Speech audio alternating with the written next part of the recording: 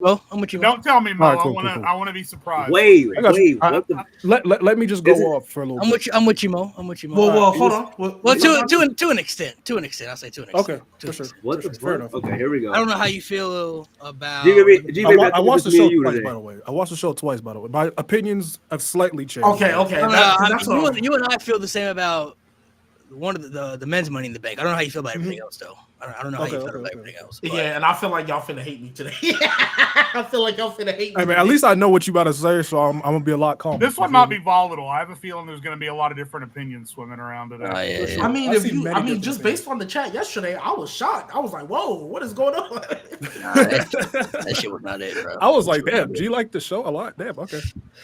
All power to him. Particularly,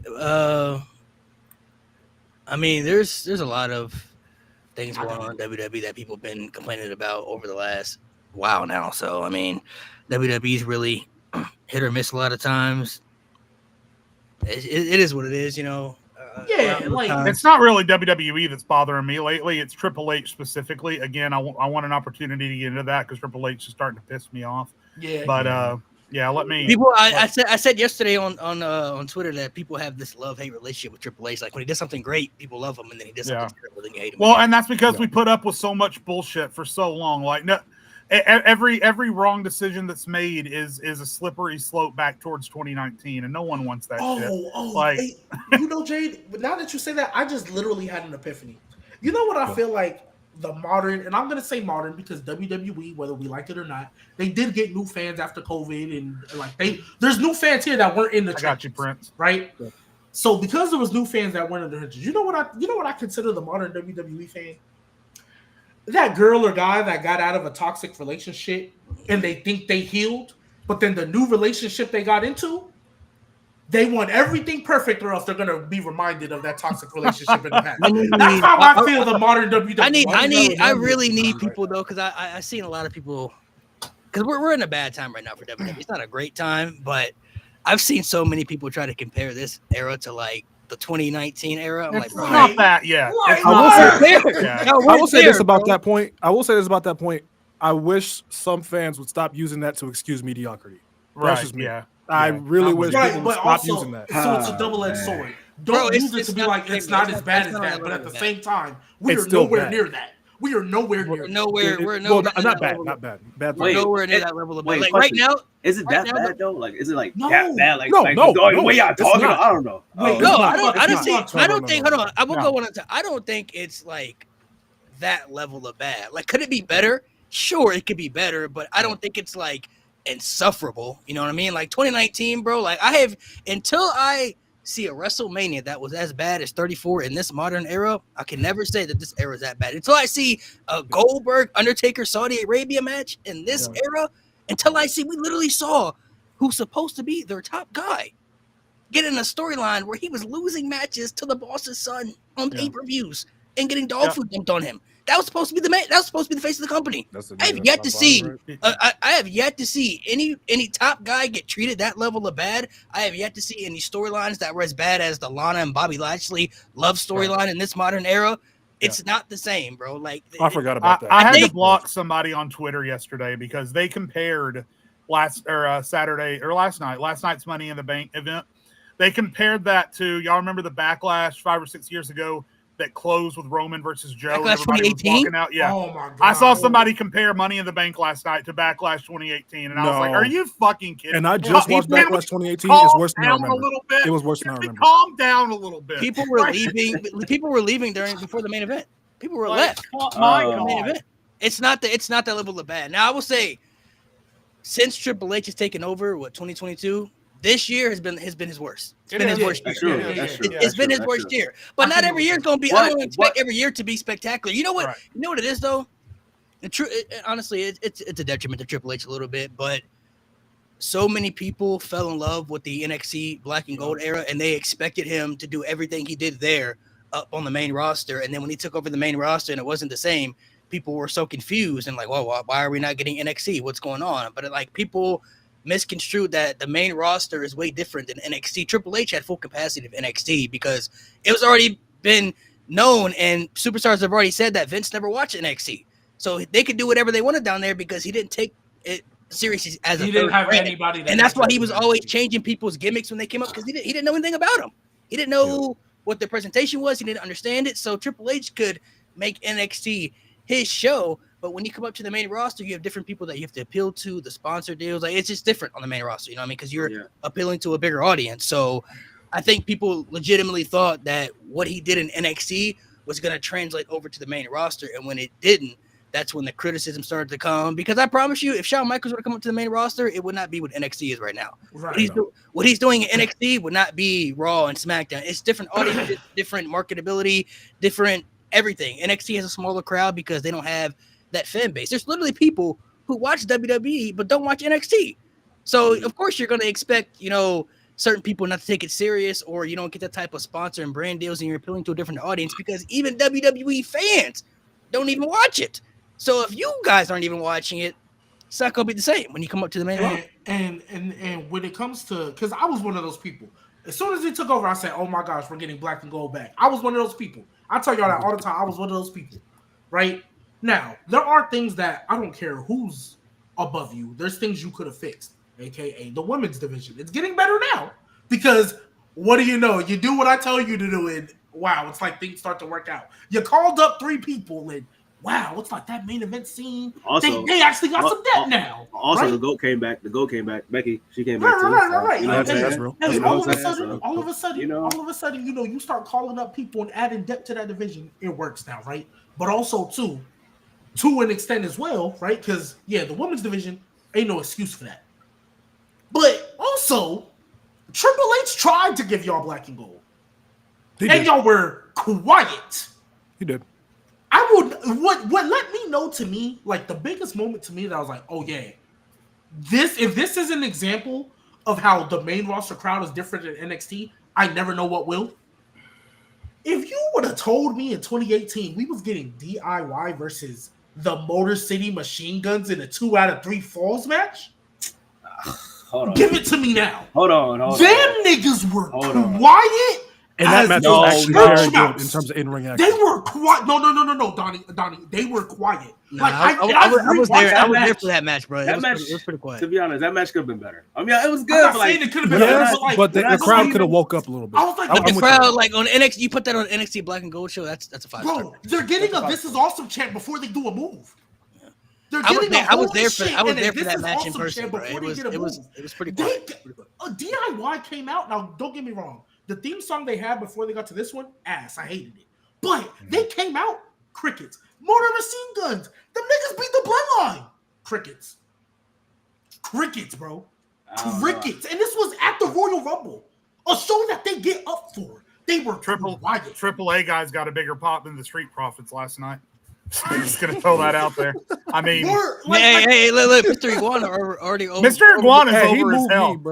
Iguana's in chat. Iguana's in chat. Selena Vega, she got a championship right now. It's crazy. So that's what I'm saying. Like, in fairness, I think Triple H also tried. Like, it's always 2 things with him. We're gonna give you something bad because Triple H, you have your bad, but then he gonna try to give you what y'all want, and y'all don't want it. We gonna get up to a lot of things because I got a lot of things to say, but that's how I feel. Like, he tried to give us NXT Black and Gold, and y'all was quiet. It's a perfect example. Like, if you look at all I'll just name the last 3 champions they've had. Cena, you had Cody, and you had Roman, right? Roman was the champion. What was the complaints? He's never there. His storylines are repetitive. The matches are boring. All this, right? They wanted Cody so badly. Then we got Cody. Then it was the same thing for Cody. Oh, he's boring. His character's not fun. Yeah, we miss Roman Reigns. Now John Cena's the champion. Oh my God, man, we miss Cody as champion. This heel turn's terrible. Like it's awful. It's gonna happen with every champion. When Cody wins that title back, Super Cody. Oh my gosh, got to give it to Cody again. Hulk Hogan. Like, come on, man. It's a repetitive cycle with every top champion or not just champion though. Not just champion. This like shows itself. I feel like people they just like to hate. So like they don't complain about every single thing. Now, granted, there are some things you could complain about, but it's like a lot of shit be kind of forced. Like shit that you shouldn't complain about. When something is good, you either glaze too much or you hate too much in this era. You know what I mean? It's one of the other. You either glazing too much or you hating too much. If something's good, I'm not gonna say that it's bad to me. And if it's bad, then I'm not gonna talk about how it's good. It's bad. You know what I mean? Like it's like, God forbid we actually express how we like or dislike a show. God forbid. Yeah. God forbid we have our own opinions. And it's not the thing about it though. Some people don't have their own opinion though. Some people true. Some people see what other people are saying and they don't think for themselves and they just go with it like, oh yeah, it's bad. Nigga, like have your own opinion. Just like this. One of the most annoying things I'm seeing on TikTok and wrestling Twitter is that Cody Rhodes isn't over anymore. Are you watching the shows? I mean, what? Seriously. You see that? I saw a post. This is somebody else I blocked on Twitter yesterday. Somebody shared a video of Cody's introduction at Money in the Bank, and it wasn't a pop of 3 years ago, but there's certainly no boos, and I think everyone there was cheering. It was just a smaller crowd. And they shared it and was like, oh, yeah, y'all live seeing what I've been saying for 3 years. Cody ain't really over. He's an overexposed babyface. I know. Listen, there's one thing when you want to call somebody out and there's credence to it, like me digging into Triple H here in 2 minutes because I'm about to explode if I don't get to dig into Triple H. But you can't decide you can't decide your theory and then create your hypothesis to match. You have to have proof that leads to the idea that you believe in. If you're trying to fit things that aren't happening, it's like fitting a circle peg into a square hole. It's not going to work. Like if you want to say you're not paying attention and you believe what you believe, that's fine. Do whatever you want. You're a human being with free will, but don't throw something in my face. Don't throw shit in my face and tell me it's chocolate pudding. That's not how life works. People don't know how to separate the bias too. Like when certain people that they don't like only people that have an issue with Cody Rhodes, people who just don't like Cody Rhodes. Honestly, I'm convinced at this point. They just don't like Cody Rhodes. And if you don't like Cody Rhodes, you don't have to. That's fine. We all like different wrestlers. But if you're really going to sit here and tell us that he's not over or he's not good or this, then you're just lying to yourself at that point. You're trying to convince yourself that he's not as good as you make him out to be. You're trying to convince yourself. And on the flip side, and I'm not trying to be devil's advocate today, but I might be unintentionally. You might end up. Flip side, same thing with Logan Paul. Somebody said Logan Paul. Like that's what I'm saying. Like same thing with Logan Paul. There's a lot of people that like, oh, Logan Paul not good, Logan Paul not this, and I'm like, I mean, no, he ain't elite, but we're not gonna sit here and act like that man isn't doing. He's doing your work right now. Like you can say what you want. He's good, but he's good, but he's not great. He's not great. Right. But niggas be talking like he ass. He's not complete dog shit, but. He shouldn't be in the main event. But if you're because he's not great, shut up, Donnie. And people hate him, they're gonna be OD with it and drop him down. Yeah, they're gonna try to drop. No, he's not horrible. To say he's horrible is pushing it. But I know Jay turned his camera. He's not. He's not horrible, but he's not in the elite level. You know what I mean? I don't think he's the main event. He's like in the middle. He's good. He's good. He's decent. He's good for somebody that's new to this. That's why I base him on what his experience is. Yeah. With his experience, he's good for what he is. But to me, what he is right now, keep him out of the main event. So Mo, until Jay come back. So Mo, until Jay come back, right? Yes, sir. We talk about Logan Paul. I agree with you. He's not great. He's good for what he is right now, right? You've heard like Miz and other people talk about how he took to this business well, but he's not here all the time. He barely started that little full-time thing. Well, sorry, who's doing that? Wait, Mo, I will ask later. Mo, I will ask later. Yeah, I'll get to it later. Jay. Oh, he really about to go crazy? It's crazy. Please, the floor is yours, my guy, because I am. No, by all means, you guys finish your point. No, just because Donnie, look, just so you know, Donnie, when we gave Jay the do-rag, so when he puts on the do-rag. What the fuck? I'm going to eat and enjoy this. Go ahead. I'm about to eat and enjoy this. Hey, wait! Can I see the durag first without the hat? Yeah. Hold on. Durag. Durag. What the fuck? No, this is crazy. Wait, it ain't even tied right. It don't need to be tied right. It don't need to. This is the greatest character in No Name Wrestling history. Okay. Triple H, you big-nosed, bald fraud. You are a liar. You are a liar. It is one thing to make poor booking decisions. It is one thing to steal WrestleMania from a city and just give it to somebody else because they paid you more money, even though you're one of the most profitable entertainment businesses in the world. It is one thing to release someone and call it budget constraints, even though your ring is plastered in 10 different sponsors, and pretty soon Roman Reigns is going to have a fucking Marlboro tattoo across his ass. They want to plaster every empty space on the screen with an advertisement. The one thing you are not going to do is gaslight me You fucking big nose bald motherfucker. You are a liar. Do not try and tell me that R-Truth's release was part of the story. No, it was not. You let TKO pressure you into releasing one of the most beloved veterans on your roster at the altar of saving a few bucks. And when you instantly realized that we were going to hijack every show you had until R-Truth was brought back, you decided to fix that. To your credit, you did fix it. But don't lie to me and tell me, it's all a part of the story. You just have to watch. Speak of the devil. And I've seen this sentiment all over TikTok and Twitter the past 24 hours. By no means is this an original thought, but it is definitely one that I agree with. What more does LA Knight have to do? So don't sit there at your fucking what's supposed to be a non-kayfabe press conference and sit there and tell me, you got to let the story play out. You never know what's going to happen. My wife pays all my bills with her big fucking purse. LA Knight has done everything that you have asked him to do for the past 3 years.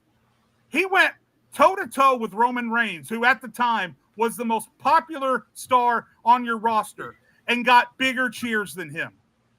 He went out there and won your stupid gimmick battle royal. He goes out there and he put over Shinsuke for whatever stupid reason that none of us have yet to figure out at this point. If you weren't going to do it 3 years ago, if you weren't going to do it last year, and if you're not going to do it this year, I'm sorry, it's not going to happen. And that's bullshit. That's bullshit because LA Knight's not getting any younger. He's already in his 40s. And eventually you're gonna make the excuse of, oh, he's too old. He's not the future. We can't give him the money in the bank.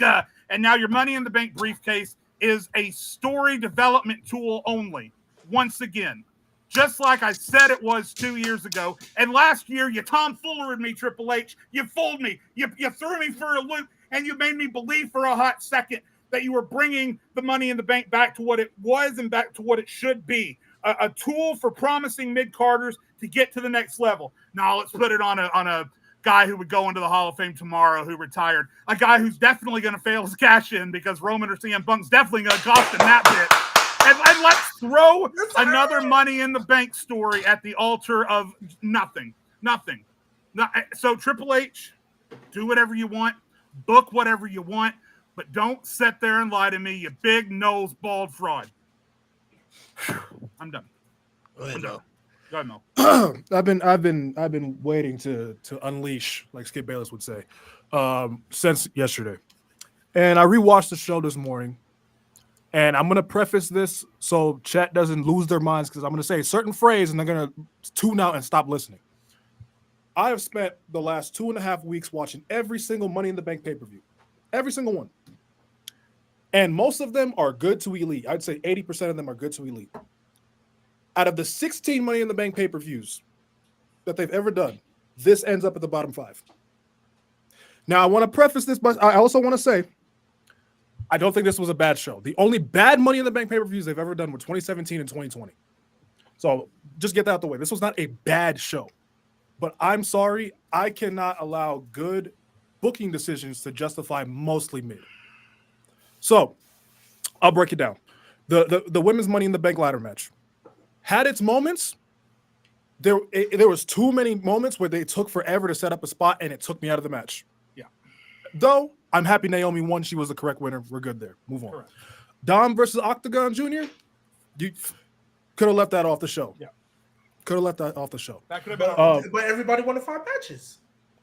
I'll get to that. Give me a second. I'll get to that. Becky and Lyra, great match, once again. Yeah. By the way, my mute list on Twitter is pushing 1,500 because of you idiots that like to say Becky Hogan. Benched, get off my shit. But yeah, no complaints there. I don't have a problem with Becky winning, and and Lyra looked good in defeat. Cool. Here we go. Men's Money in the Bank. Time to tear this apart. Here we go. Number 1, I think it's a good match. I think it's a good match. I don't think there's such thing as a bad Money in the Bank ladder match. I think that's virtually impossible. But it had no reason to, number 1, go 33 minutes. Number two, there were too many moments where they were just standing, like Solo was in the ring by himself with a ladder. He's just standing around emoting. Climb the fucking ladder. Climb the goddamn ladder. No, no. Climb the goddamn ladder. Climb the goddamn ladder. What's up, bro? Climb the fucking ladder. No, I'm not hearing that. Climb the ladder. Okay. Number one. Number two, you dragged out this match to give me the most anticlimactic finish you could have given me. The most. Seth Rollins. I will cape for Seth Rollins all day, every day in terms of his all-time rankings.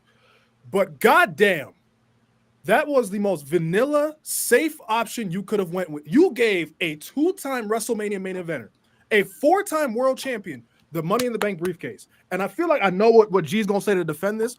Oh, LA Knight, and I'm not even the biggest LA Knight fan. LA Knight is not going to cash in on either of these champions. I guarantee you by WrestleMania next year, the title scene that we're looking at right now is going to be vastly different. There's no way the people that are currently champions now will be champions, especially the WWE champion. And there's no way we're going to have the same people going in there. The Money in the Bank, you can hold that shit up to the next Money in the Bank paper. So I don't want to hear that shit. I don't want to hear that shit. You could have him hold the briefcase after you sacrificed it last year and actually do something with the briefcase this year. And I don't want to hear the excuse of, well, I don't really know what I would do with Money in the Bank. You have a fucking year. You have a whole fucking year to plan Money in the Bank. You know it's coming every single fucking year. You have you know it's coming. So I don't want to hear that excuse. It's the same thing with the Rumble. And the next one's not until August, by the way. Sorry. Yeah, you're right. Oh, the next one's not till August? Yeah. When it comes to the Rumble, you should have your Rumble winner by August. When it comes to Money in the Bank, you should have that winner planned. You should have that penciled in by like right after Chamber, Mania. Yeah, you should have that plan. You should know what you want to do with the Money in the Bank briefcase. That should not be that much of a headache for you to sacrifice it. And I promise you, if Seth Rollins goes on to fail his cash in, I swear to God, I'm going on a Ruthless Aggression era binge. I will watch every weekly show, every pay-per-view until I'm done. I'm not watching the current product. I'm done. And then the main event, I expected it to bore me to tears. It bored me to tears until it got to near the end. And then the R-Truth thing, great moment. But outside of that, this show pissed me off. So Mo, I do, and again, we've talked in the chat, so you know I'm not intentionally trying to be devil's advocate. Right? Yep, I know. But in the spirit of being devil's advocate, so I do agree with you. Yes, you should have your Money in the Bank winner planned and all that stuff, right? Yep. And I'm not saying this is right. But WWE, Vince or Triple H, right? So it don't matter. For years, since they introduced the women's Money in the Bank, one person cashes it in relatively within 2, 3, 4 weeks. Right. And the other person holds it for an eternity. Okay. Right. Now I'm not saying it's right, but that's their habit that they've been in. I can't remember the last time 2 Money in the Bank winners, even when it was just Raw and SmackDown for men's. I cannot remember the last time 2 Money in the Bank holders held it equally for a good amount of time. Right. I'm not saying it's right, but it's their tendency. Right. Now, my second point to that would be, right, I get you with the sense of like you can hold it for forever. But, and this is where I've always said for years that Triple H is a petty individual. I'm convinced he watches No Name because I don't need to get into that. So I'm pretty sure he watched for a year straight all of you shit on Damian Priest holding that briefcase for forever and a day. Y'all, granted, it turned out great, but they shitted on Damian Priest holding that briefcase for forever and a day. I was the only one up here defending it. I'll let you finish. On a weekly basis, I defended that. I'm like, nah, chill. There's a plan. Because with the same arguments you just said right here. Mm-hmm. The world title scene, Seth Rollins had barely won it, right? That was like the introduction of it. So we knew he was going to hold it for a minute, right? Mm-hmm. But I was like, we don't know what that title scene is going to look like. All we knew was that he wasn't cashing in on Roman or Cody. That's all we knew. We knew that wasn't happening, right? But everything I said, you can literally just, here you go. Like, here's the plan, and he did it word for word, bar for bar.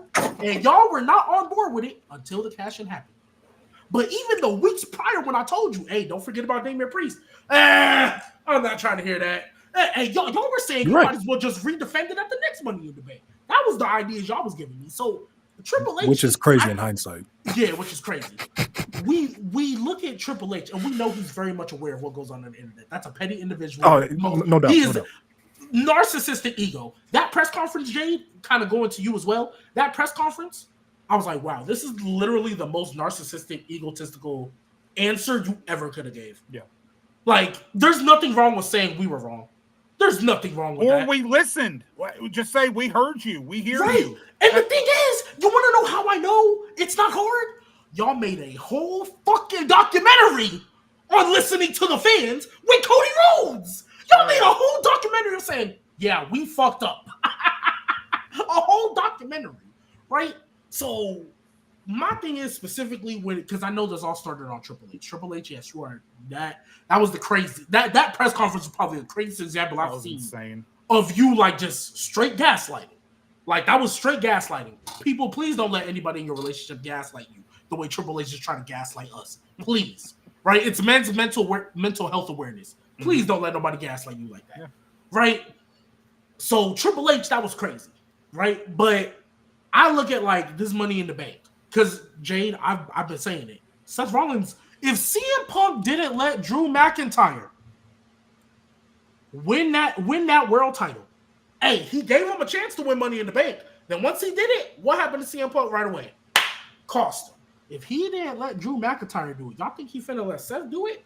And the amount of people that don't see it, me personally, right? I'm not trying to call all of you out, but the amount of people that don't see it, I'm genuinely convinced y'all don't watch week-to-week product. They just got laid out on Monday Night Raw. If I'm being honest, I see it. If I'm being honest, that SmackDown before Money in the Bank, I thought that was one of the best go-home shows they've done for a pay-per-view in a long time. Yeah. Because now you have Seth Rollins and his goons literally terrorizing SmackDown. If Roman, or I think it's going to be CM Punk. I don't think Roman coming back for a minute. But CM Punk literally just got laid out. Got laid out. There's no way he's not casting him. So that's why I didn't think Seth Rollins was going to win. Right? And this will be my final point. And that's why I didn't think he was going to win. Because I just knew. I was like, CM Punk, there you go. Right? Like, boom, it's easy. Right. Now, with LA Knight, because of the participants in the match, I felt he was the only one to win. But I'm one of those people that once you didn't give it to him in 2023, I was kind of off that.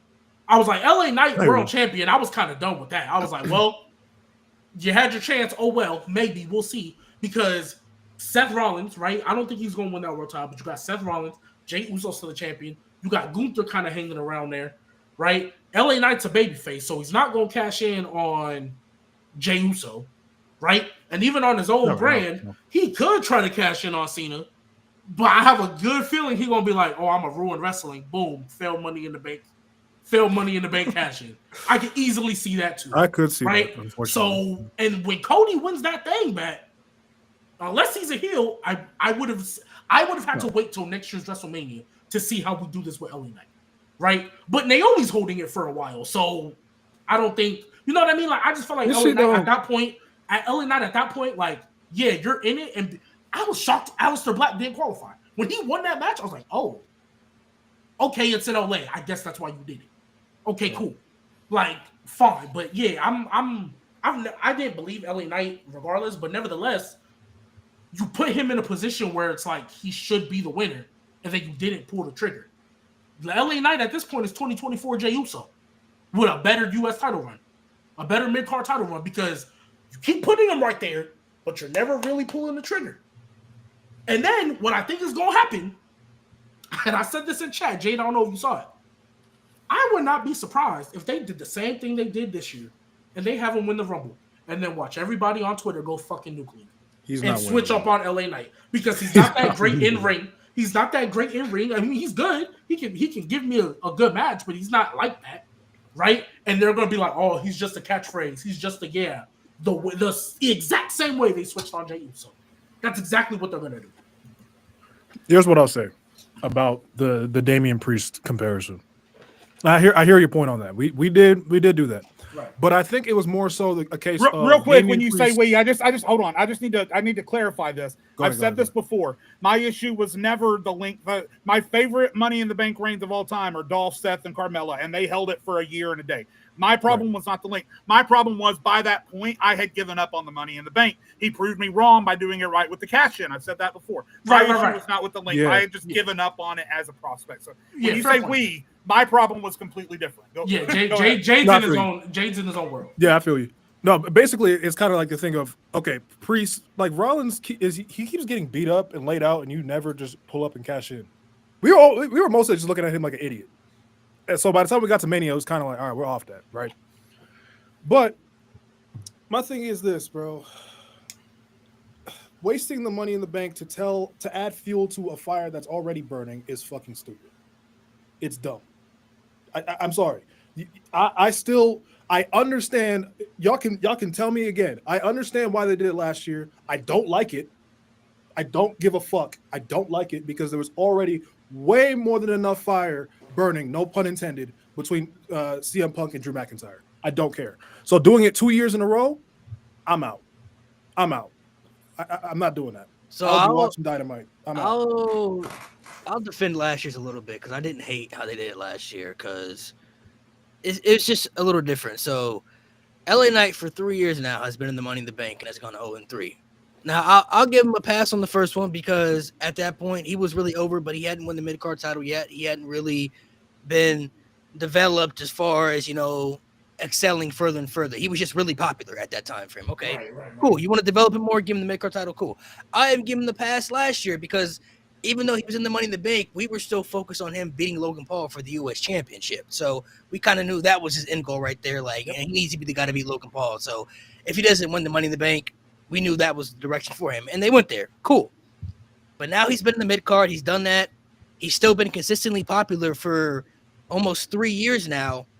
He was the one guy in the match looking at, like, this is going to take him up to the next level. That's what the concept of the Money in the Bank is for. It doesn't always work out that way, as we've seen sometimes. And I don't expect it to work out that way at all times. But guys like Edge, CM Punk, guys like RVD, guys like Seth Rollins, all their first world championships came from that Money in the Bank briefcase, and they were able to level up to that main event scene. This would have been the shot for LA Knight. This was it right here. Now, I'm not going to say that it won't ever happen for him because I thought it would never happen for Jey Uso, and then he turned around and won the Royal Rumble, went on to WrestleMania to become champion. So I'm not going to fully say it won't happen for him. But if Jey Uso can win a Royal Rumble match where Seth Rollins, CM Punk, Roman Reigns, Drew McIntyre, and John Cena are all eliminated John Cena, and then go to WrestleMania and not only beat Gunther but tap him out, one of the most dominant superstars in the company for the last 6 years. Y'all can't convince me LA Knight couldn't win a briefcase and cash in on any champion right now in WWE. Bingo. He can cash on John Cena. He can cash in on Seth Rollins. He can cash in on Jey Uso. It don't matter who the champion is. He can cash in on Gunther at this point. I saw him tap out of WrestleMania to Jey Uso. I mean, LA Knight was like the guy who, and he still can level up, eventually maybe, but it's like Triple H is playing the waiting game, but how much longer you want people to wait? That's the thing. You're taking a huge risk. And eventually, if you're continuing to put people in these positions and in these spots where you're getting the fans' hope up and you're hoping that, this person can win so we can see them finally move on and excel further and further, and they continue to fail, that's how you get baby faces killed. That's how people give up on individuals. Braun Strowman is the perfect example I always use every time on the pod. How many times are you going to have him face Brock Lesnar for him not to actually beat Brock Lesnar for the title? And then people gave up on him. And then when he finally won the championship, he was a replacement for Roman Reigns, who didn't want to be a part of the show due to the pandemic, and people didn't care about Braun Strowman being the champion at the time anymore. It was 3 years too late at this point. It was like here you go. We messed up 3 years ago. We'll just give you the championship, and when Roman comes back, we're going to make him the champion, which they did. They literally created – what other superstar do you know gets a pay-per-view created a week after SummerSlam just so they can hand him the championship? It's never happened before in the history of wrestling. I've never seen it happen before in WWE. They pretty much were telling us that Roman's going to be our champion, but you hold it until he's ready to come back, if he wants to come back at that point. At this point, I'm looking at LA Knight. And Donnie, I'm sorry, I know we need to get you in here. You can jump in here. I'm going to do your thing, man. I got you.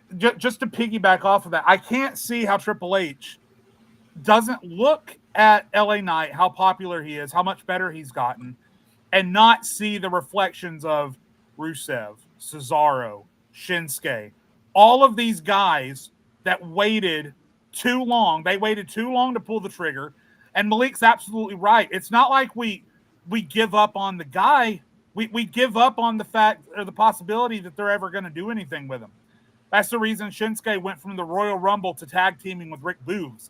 That's the reason why we went from Rusev Day to Rusev and Lana versus Lashley.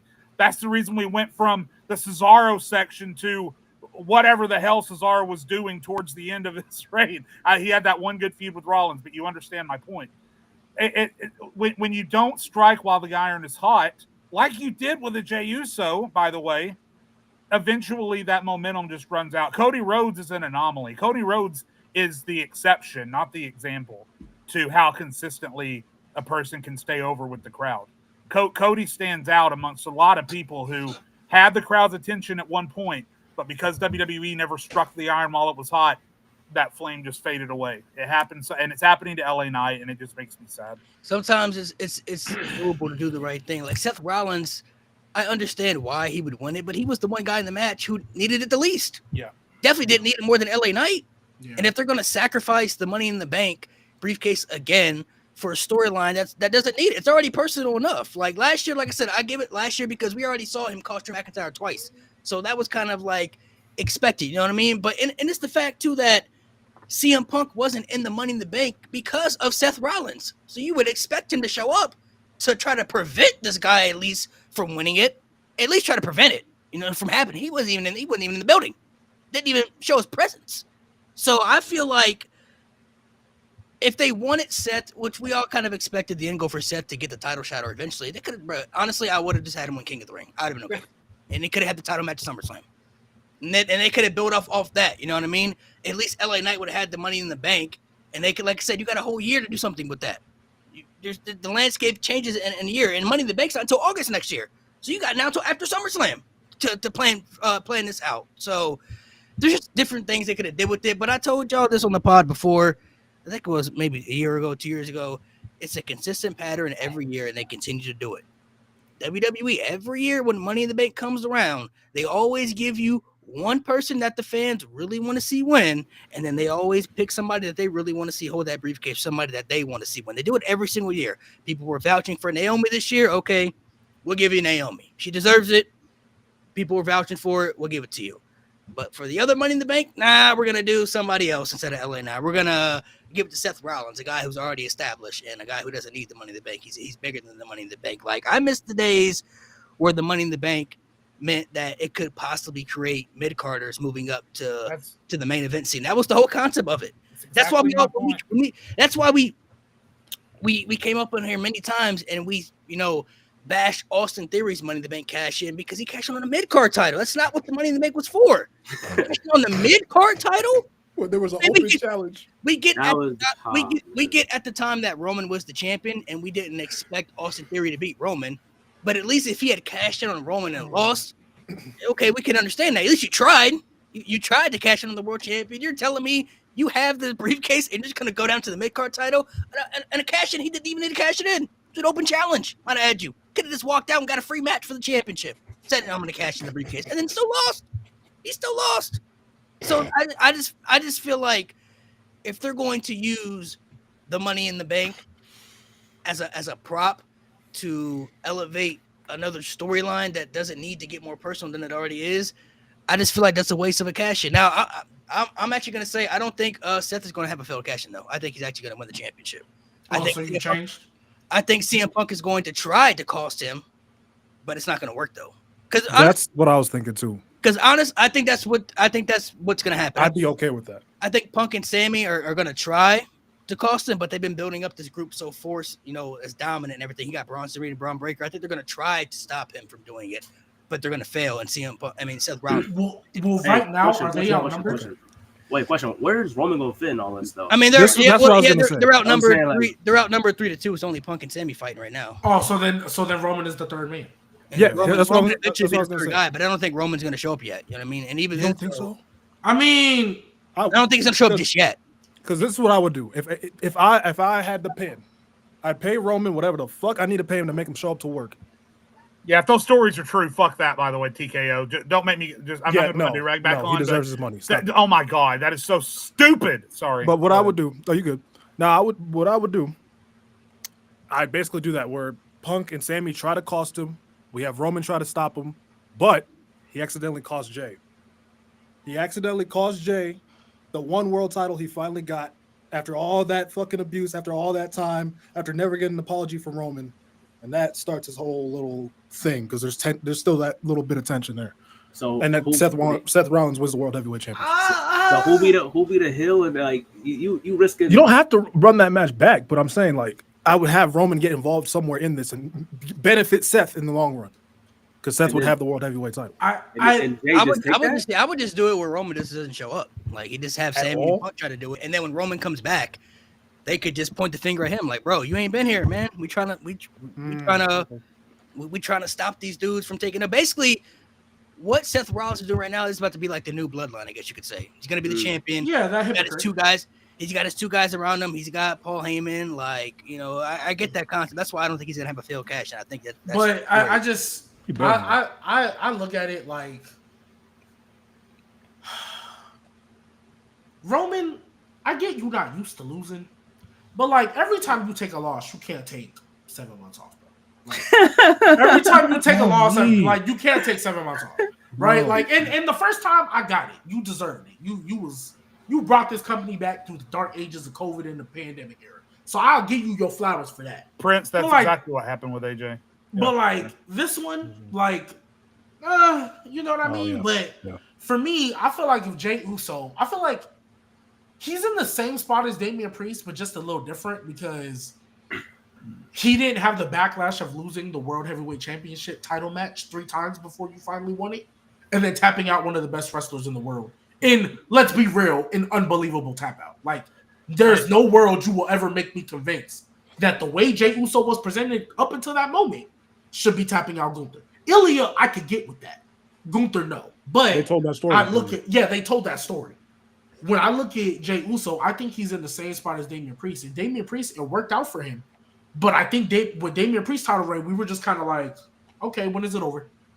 And then once we heard Gunther was going to be in the King of the Ring, we were like, well, when does Gunther take it? You know what I mean? And I feel like here, everybody's kind of doing that with Jey Uso, especially when Seth made this group and he won at Mania. It was kind of like let's see how. And I think that, in my opinion, because Jey Uso's more, I guess, popular and marketable in WWE than Damian Priest was, I think they might want to extend this title reign a little longer. Like, to SummerSlam or past. So I think so too. And Donnie, let me get my prediction out here, and then I want you to react to both because mine feeds in out of G's. I think we're all overcomplicating it a little bit because here's my prediction.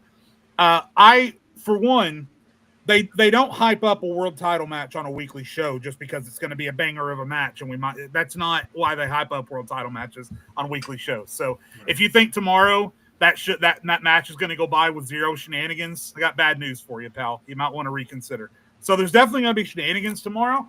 I don't think you have to involve Roman or Punk. You can have them try and fail because Bronson and Braun Breaker get in the way, right? And that pays off for Seth. That's the whole reason he had them. I think it's very simple how you do this because what kind of match did Seth Rollins turn it into the last time he cashed in?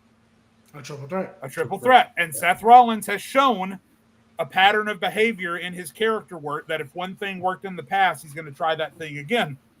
So I think it's very possible he cashes in tomorrow, turns that match into a triple threat. He goes back and forth with Gunther, eventually hits the stomp. His body gives out, and then from out of nowhere, here comes Uso with the splash. 1, 2, 3. Rollins gets pinned because he can. He doesn't have to. He can eat a loss. It doesn't matter. And now you've got a fresh triple threat set up for whenever you want to do it down the road that can involve all 3 of them. I see that vision. It makes me sick. But listen, we're in a position right now that we shouldn't even be in. We shouldn't be having to make these predictions because Rollins shouldn't have that damn briefcase in the first place. So there is no perfect prediction here, but I think there is definitely a scenario where Punk and Zayn get equalized by Reed and Breaker, but then the events of the match play out so that Rollins gets pinned and fails the catch, and then that makes Rollins even more pissed off, and obviously that continues his story of trying to oh, you dastardly baby faces, you know. I just feel like though, I don't know that just doesn't make Seth look good for me. Like if he can't, the way I'm looking at it, if he can't cash in a Money in the Bank successfully with Bronson Reed and Braun Breaker by his side, I'm like, but if they've chased Punk and Zayn into the back, right? Because that's what they're there for. Yeah, that's so. If they chase him in the back, then that's different. Yeah. Yeah, so, but that's how I think. How Jay predicted it is how I think it's gonna happen. It's just I think Roman is coming out. If it's just Punk and Seth and they kind of in Punk, you know, and all that, OTC return. Because mind you, and I'm with Jade on this, the fact that they announced it for a Raw when you needed 5 matches, it was right there. It literally could have been right there on Money in the Bank, right? The fact that they announced it for Raw let me know, okay. At first I was like, I smell a DQ finish because Gunther and Seth had their little interaction. And I was like, maybe Seth might take that the wrong way, blah, blah, blah. But once he won Money in the Bank, well, I thought Punk was going to cast him regardless. But yeah, I think we're forgetting a factor too, though. I can still got to remember Goldberg coming back at some point too. So okay, they haven't said. Far. Yeah, I was like, this might be a little too far. I don't see Saturday night's main event in Atlanta. No. Goldberg. I think Goldberg is gonna come back, but not during this match. Not during this match. Go ahead, Donnie. I had a simple question. Who y'all think gonna win the King of the Ring shit then? I gotta see who's in it. I gotta see. I gotta see who's in it because it's not Gunther, it's not Seth, Cody's not in it. I'm holding out hope. My one last hope. I would put it past Cody. He's the only guy I can think of realistically. Who's that? Cody. Hey yo, Braun Breaker might be a decent choice storyline wise. I'm still holding out hope. He's in the story with. Like Cody's really the only guy I'm looking at right now that I'm like, where's my son, bro? I can't see. Take that back right now. Wait, what happened? I can't see anybody else. The one thing I am sure of, though, by the way, Cody doesn't need it. He just pinned John Cena, so he already justified to get a title rematch. Yeah. But the one prediction I am sure about, though, Donnie, and I texted this to my friend last night when Naomi won the Money in the Bank, is that Jade Cargill is going to win Queen of the Ring. Jade Cargill is going to win the title at SummerSlam, and then Naomi is going to cash in and take that shit from Jade Cargill right then and there. Or no, actually, you actually what I think she's going to do, instead, I think she's going to hit, come in, cause a DQ, and hit Jade with it. And then Tiffany's going to be upset, and then boom. I just feel like the emotional weight it would pull for Jade Cargill, who they obviously want to be one of their top baby faces, to have held that title in her hands, right, for 10 seconds before Naomi came in and cashed. I feel like that's a lot of emotional weight that could get her over with the crowd even more. To want to recapture that. Jade? I think for the women, I think at this point with the story they've been telling, it's either that if it's not Jade, and this could be very much a pull out of left field. Go ahead, pull out Primera. If it ain't Jade, because I don't know who else gonna win it. If it ain't Jade, because Bianca's still injured, so she can't win it yet. I better not see Charlotte win it. She might be in the finals, but she better not win it. I think the winner's gonna be Stephanie. That's who I think it's gonna be. Yeah, it's Stephanie. That would be my second choice. Yeah. One thing, real quick, I forgot to mention in my Money in the Bank rant. They made that Money in the Bank match so fucking long, just to fill time, when you had both your women's world champions off the show. Yeah. Good job. I mean, Money in the Bank.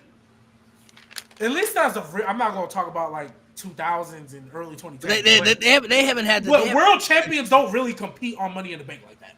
That's not a problem.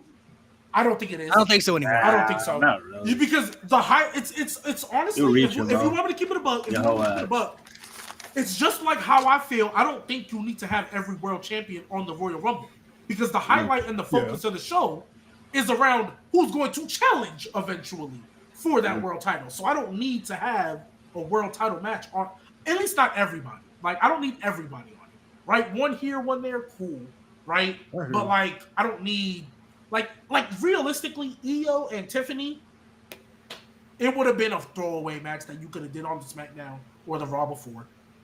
There's no story they're telling right now and no feud that they're in right now. Because all the feuds we're focused on is, I'm going to come after you after I win this Money in the Bank. That's what every story's been being told right now. So I'm not that part. I don't really trip about.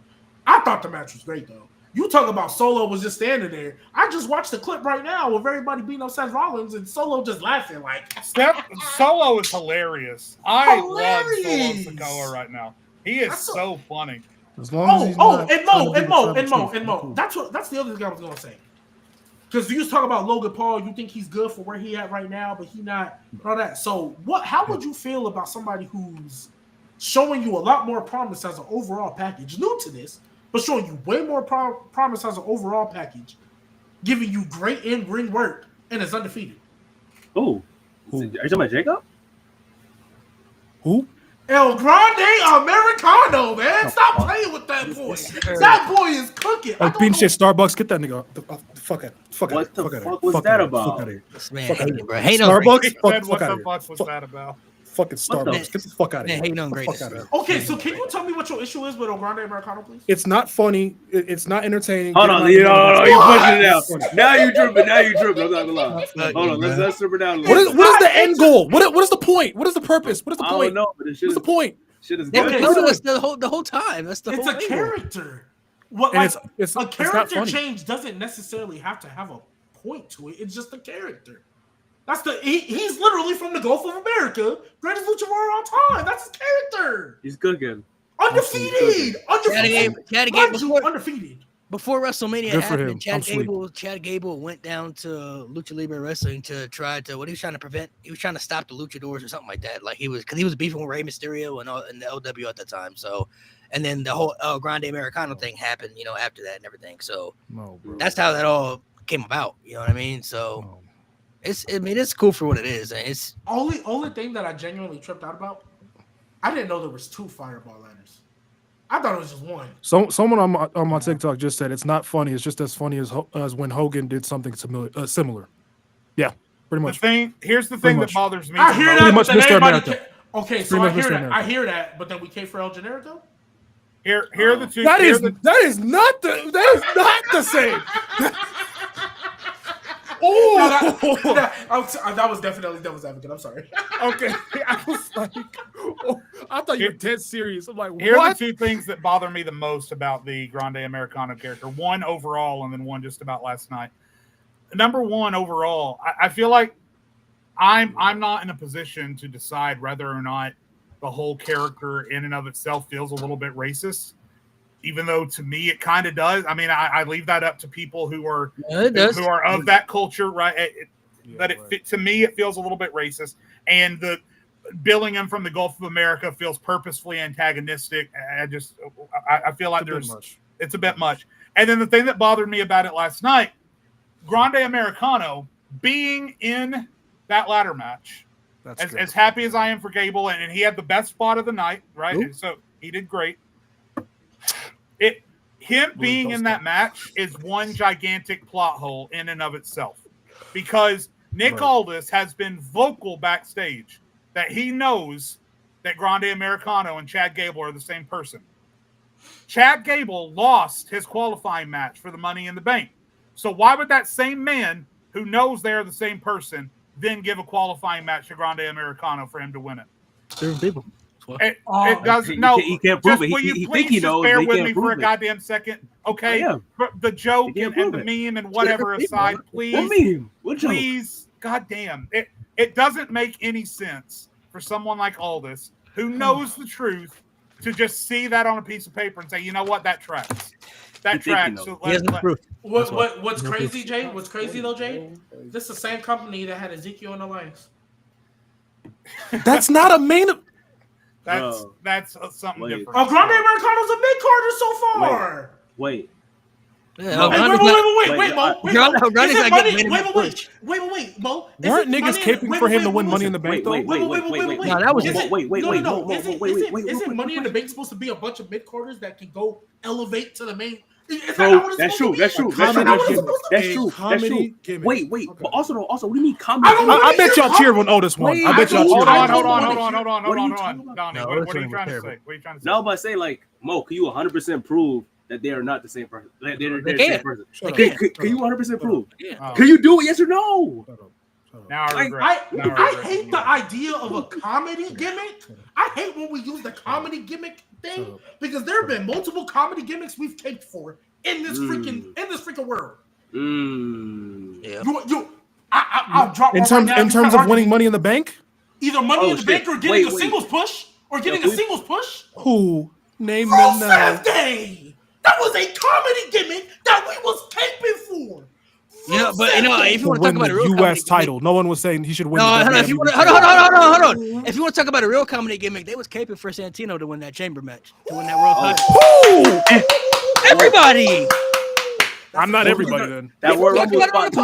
That Royal Rumble spot too. I don't know why. I don't know why. Going into WrestleMania. And the Royal Rumble. I don't know why. I don't know why. Why? So Mo, you telling me you wouldn't have rather have Santino win that Rumble as opposed to Alberto Del Rio? Bro. Mo, tell me if Iguana didn't show up. Would I rather have dog shit or would I rather have dog shit? Tell me if Iguana showed up. I don't know. Edge versus Santino Marella for the World Heavyweight Championship. That moves me so much. I mean, to be fair, in 2012 though, not bad though. Not in 2012. In 2012. You mean to tell me you wouldn't have got more joy from Santino versus Sheamus at WrestleMania? I'm done. You mean to tell me you would have gotten more? No, that wouldn't have been a better match, but you wouldn't have talked. You're telling me you wouldn't have gotten more joy from Edge versus Santino Marella as opposed to Edge versus Alberto Del Rio, the way y'all shit on that nigga? Bro, that's bro, I would have It's not good. Bro, I'm not gonna lie. They could have did the comedy character and then getting serious because he keeps getting underestimated. Niggas would have went crazy for that shit. If you could flip it into a serious character for sure. They could. Look, in a world and oh my gosh, El Boogie, you just said it. In a world where Nikki Ash won a Money in the Bank. That was dog shit. Bro, I literally put on my YouTube video. Worst Money in the Bank winners, she was right there. I put it right there. She said this was stupid. She should have never won. And you're right. But if she can do it, I don't see why. And mind you, El Grande, I hate that argument. Can I just get this out of the way? Also, we're also forgetting El Grande Americano. Say what you want about the character of the gimmick. Everything that everybody loved running to, why everybody hate Jey Uso. El Grande Americano like that in the ring, though. He put on bangers in the ring. He can give you. Hey, what's your favorite line, Mo? He can lead a match, and he only been here a couple months. He can lead a match. My problem, though, is that they literally showed in the Worlds Collide pay-per-view why this whole gimmick is completely unnecessary.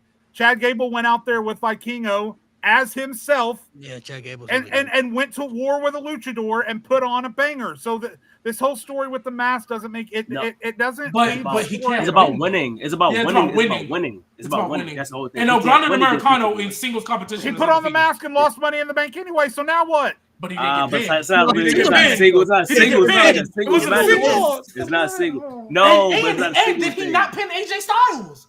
Did he not pin AJ Styles or CM Punk, whoever it was? Did he not pin one of them?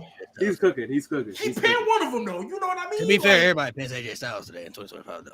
And AJ Styles still beloved, so it's he's still a legend. He's still a legend. So that's all I'm saying. Like Finn Balor. Yeah, unlike Finn Balor. Hey, but he got to win this past week though. I did a victory lap on Twitter for that. Prince, don't you start with me. Me and you were on the same page. Eventually, the story's going to plan out to where he's going to get unmasked or like a mask versus mask match against somebody. Mm-hmm. I mean, I would assume. And Penta, hopefully.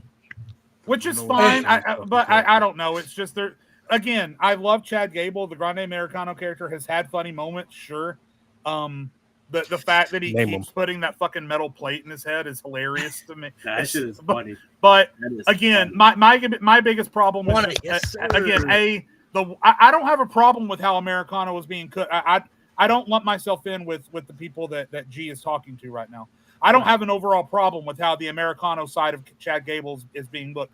My only problem, it's a minute problem, again, is just the gaping logical hole that is him being involved in that match last night. And then again, just in general, the problematic things about how he's presented it. Those are my two big things. But whatever gets Chad Gable on the show, because Chad Gable is one of the best in-ring professional wrestlers in the entire world, and he has been for about 10 years now. Right. So whatever gets Chad Gable on my screen, putting out bangers with folks, keep doing it. He should be teaming up with El Grande if he's smart. Hey, he should have beat. I'm with you, Jay, because I feel Chad Gable still should have been the one to beat Gunther. You look at what happened after with what happened after with Sammy. I'm not gonna lie. If he was just gonna drop it to Braun Breaker that quick, Chad Gable could have easily done it, and it would have been more believable because Chad Gable is shorter and he's more of an underdog at that point. So and he would have had the sentimental babyface side on him. I feel like I would have been with it a lot more, honestly. With the comedy gimmicks, there's like nitpicking with the comedy. It's like picking and choosing which ones people like, especially the racist ones. If we're being honest, like there's certain racist ones that people will cape for. That was funny. If we're being honest, people won't cape for Crime Time, and that was pretty racist. That was racist as hell. Yeah. Go back and look at them vignettes. Very racist. I'm not gonna lie to you. Yeah. Their vignettes. Talk about what's good in the hood. You know what I'm saying? Hey, let me get you. Like, come on, bro. If y'all have not seen the vignettes in a while, or you don't remember, go on YouTube and look up Crime Time vignettes. This is when they were presenting them on Monday Night Raw before they got introduced. Like we didn't know who they were. Like it was just their introduction. Go watch them vignettes and then come back. One of the most racist stuff you will ever hear. But people loved Crime Time though. People was caping for it. Fuck the vignettes. The Mexicals used to ride down to the ring on a tractor. Not even vignettes. Live, the Mexicals used to ride down to the ring on a lawnmower. So. Yeah, it's crazy. Look like it's crazy the kind of shit they used to get on, and this isn't as. No, they literally changed Funaki into a kung fu master. Yeah, literally because he's Asian. They just put kung fu in front of. Y'all remember Corwin White? White. That's G's favorite. That's G's favorite wrestler. Yeah. Don't do that, Mo, because I got hella screenshots of you right now. I got screenshots too. You want to play that game? Do we want to play that game, bro? You want to talk about me being racist? Are we sending screenshots? All right, wait. Bro, because the screenshot you're going to use, I already talked about online. You already done put his screenshot up there. No, I'm talking about this is pretty bad. He loved calling me racist. This is pretty bad. You want to know what it is, Mo? What screenshot you got? But he talked about because I said was wrong with getting No, don't explain it now. I ain't get this, Grace. No. I'm just gonna show the song because we've talked about it on the show, but I don't know what YouTube. I know we curse a lot, but I don't know what YouTube gonna allow and not allow. Remember when we was talking about this? We on TikTok. So remember we was talking about this? Okay. Yeah, and Mo was like, "Why do you have to use that phrase?" And I'm like, "What's wrong with that?" I was like, "Clearly." Malik was with me though. Why we gotta use that phrase? There's nothing wrong with that. But that's Malik, I sent it in the group chat. Look at the screenshot. Bro, we can do this, bro. I'm not gonna put it on screen, but just look at the screenshot. Hold on, yo. Tell me that's not nuts. Oh yeah, I remember that. That's not nuts. No, that's crazy to me. Don't be saying that. Look. The guy who calls me racist, Malik. Look at what I just put. That first one is Mickey. That was not racist, bro. I just had a conversation in Spanish. That's not racist. Hold on. No, I'm just showing you what you be doing in your chat, though. Crazy. But yeah, that's crazy. Bro, nah. This is what Mo be doing in his chat, bro. To that point, all right, goddamn it. This what this nigga be doing in his chat, bro. Why'd you think that, bro? That's crazy. To be fair, that is pretty public. I mean, anybody can go in the Discord and see it. So I mean, to be fair, that's crazy. But Jade, overall though, did you enjoy it? Well, I wanted to know if Jade actually enjoyed the show though, because I know we're gonna talk about that. Yeah, listen, you guys were in chat right after when I popped for archery. Yeah, and like Nate was dogging it, somebody else was dogging it. Like last night was, I mean, it was a perfectly middle ground WWE show. It wasn't the best Money in the Bank match or Money in the Bank pay-per-view of the last few years for sure. Again, one match had the right winner, one match had the wrong winner. Becky and Lyra was good. G is right. Dom and Octagon, that could have been on any Raw or any SmackDown. But and then the tag team match, storytelling wise, was great. And by the end of it, they had me hooked. And then obviously going out on a high note with Ron Killings or R-Truth coming back. So I mean, if I was rating it 1 to 5 stars, I'd probably give it a solid 3 stars. Like I don't think it was terrible for sure. But I was a little bit surprised that Nate was dogging it as hard as he was in chat last night. I wasn't sure where he was coming from with that. It was an okay show. I gave it a 4. Personally. Dumb stuff. I will say though. Well, you gave it a 4 out of what? Like 4 to 5? Yeah. That's I will say though, the whole R-Truth situation, which they said he's coming back as Ron Kellen, so he's not going to be R-Truth anymore. Right? So yeah, that's what the merch says. I'm expecting him to be a more serious character. If I see him come out with that, I don't know if y'all John saw him. Cena stole his innocence, man. I don't know if y'all saw him in TNA or if y'all are familiar with him and back then when he used to come out with the camouflage and stuff like that. But I hope he bring out that camouflage bulletproof vest. That's what I need. And the old theme song, the What's Up theme song. Not the one that he got now. Bring back the What's Up theme song. But what we did for R-Truth, that's what the internet really should be used for. Yeah. Good. The better of the good. People spoke up and they voiced and said, no, what y'all did to R-Truth is not right. It's wrong. Same thing with the Cody situation. You can't have Cody win the Royal Rumble and then just push him out of the main event spot. Yep. And you were telling that story to us for 2 years. You can't do that. It even goes back further and further. Remember the whole Matt Hardy Lita situation when they fired Matt Hardy? This before the social media was even crazy work. Yeah. And the fans said, bro, y'all can't do Matt Hardy like that. Y'all got to bring him back. Y'all can't do him that way. That's not right. It's like wrong. how he get cheated on and y'all fired him. He got fired. Yeah, like that was crazy. Yeah, like, got rewarded. Matt Hardy that way, man. Y'all got to bring Matt Hardy back. It's only right to do that. Edge won the feud and wins the WWE title, bro. I mean, that was kind of expected because he already had the Money in the Bank and everything. But it's like the fact he got fired. It's like you can't do that, bro. That's not right. Just because he complained on his blog, I'm like, bro. Yeah, like that's not right. To be fair, the nigga got cheated. The right thing to do is to give him a job back and bring him back. Same thing with R-Truth. R-Truth at this stage, he doesn't really have to get a big major push, but just by him getting fired showed you how much love R-Truth has in the community. Not only just by the fans, but his peers. Like R-Truth is like one of the most beloved guys in the locker room. You need veterans like that. You need people like that in the locker room that people enjoy to work with. People enjoy being around. You can't just get rid of people like that. You know what I mean? That's not right. To be fair, though, but you're right. You're right about when wrestling fans get behind something that is just undoubtedly, inarguably the right thing. They can do special things. I think, though, if it was just the crowd, right? I personally don't know if they would have given R-Truth his voice, his job back. I think it was the reported stress it was causing with the people backstage. I think Triple H looked at how positive the backstage environment had been for the last 2 years, and I think he saw it dipping because I think he knew they went one line too far and they overcorrected. They corrected it. That's number one. But number two, just to address your total point, and I've said this before, I think. I was in a rock band in Arkansas 11 years ago, and we were heavy in our live touring schedule right around the time that they were building up to WrestleMania in 2014 when Daniel Bryan did what he did. And literally every bar we played at, every show we played at, every line of people that were waiting to see us play at bars or clubs or whatever, everywhere we went, yes, unprompted. So when WWE fans, wrestling fans in general, when they latch onto something and it catches wildfire like that, it's special. Like Kofi Mania is another example. Becky in 2019 is another example. WWE fans and wrestling fans in general realize when WWE is about to make a mistake or when they have already made a mistake. And every once in a while, we're able to get them to flip that switch and change their mind. So I wish we could do that for everybody, right? Because Dakota Kai didn't deserve to get fired either, right? So, I mean, there's any number of people I wish we could do that for. But the fact is, R-Truth's release impacted the locker room too. And I think that combined with the crowd, I think they made the right decision in bringing him back for sure. How do y'all feel about, I mean, I've seen a lot of people, so I guess there's two things I want to talk about.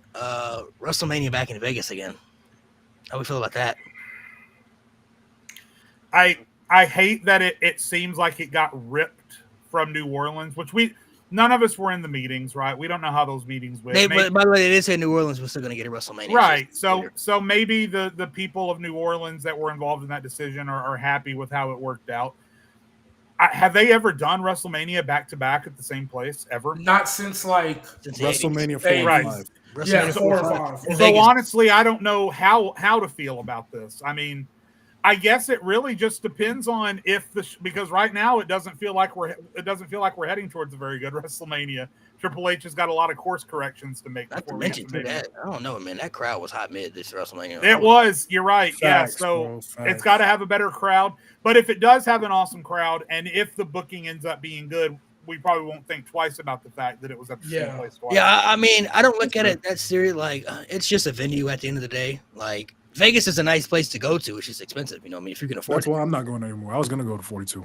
Yeah, I mean, it's expensive, but I mean, if you can afford it, then by all means, Vegas is a nice place to visit. It's a nice tourist place. A lot of things to do, but with how WrestleMania was this year, the crowd was very hot mid, and the prices overall, it's just so expensive. You know what I mean? Like, maybe. To be honest, the last couple New Orleans crowds have been very mid too, so I'm not sure we would have been. Well, to be fair, when you have a WrestleMania like WrestleMania 34, there's not much to cheer. 30 was all right. 34. Yeah. 30 was cool. Yeah, the 30 crowd was cool. 34, but 34. I blame you. I don't blame you. There ain't much to cheer for when your main event is Brock Lesnar and Roman Reigns. I'm sorry. Yeah, I think 30 to me though too. I think they used all their energy at the start of the show and the end of the show with the Daniel Bryan stuff. And everything in the middle, everyone was just gassed. Because they were quiet for Brock and Undertaker. Yeah. Pretty good. People were hyped for that one. Yeah, I guess so. But for a lot of that show, you could have heard a pin drop in that arena. It was pretty quiet. I just feel like they need to, I don't know. I mean, there's only certain places they can really go for Mania, right? Because you can't go to the cold venues, you know, when they have no roof on the stadium, right? So you can't go to a Chicago or, you know, a Green Bay or whatever, like some of the big stadiums that are important. But I don't know. I feel like them going back-to-back years in Vegas, it's probably a money thing, a business thing. I don't know. Like I said, I'm not in the for sure a money thing.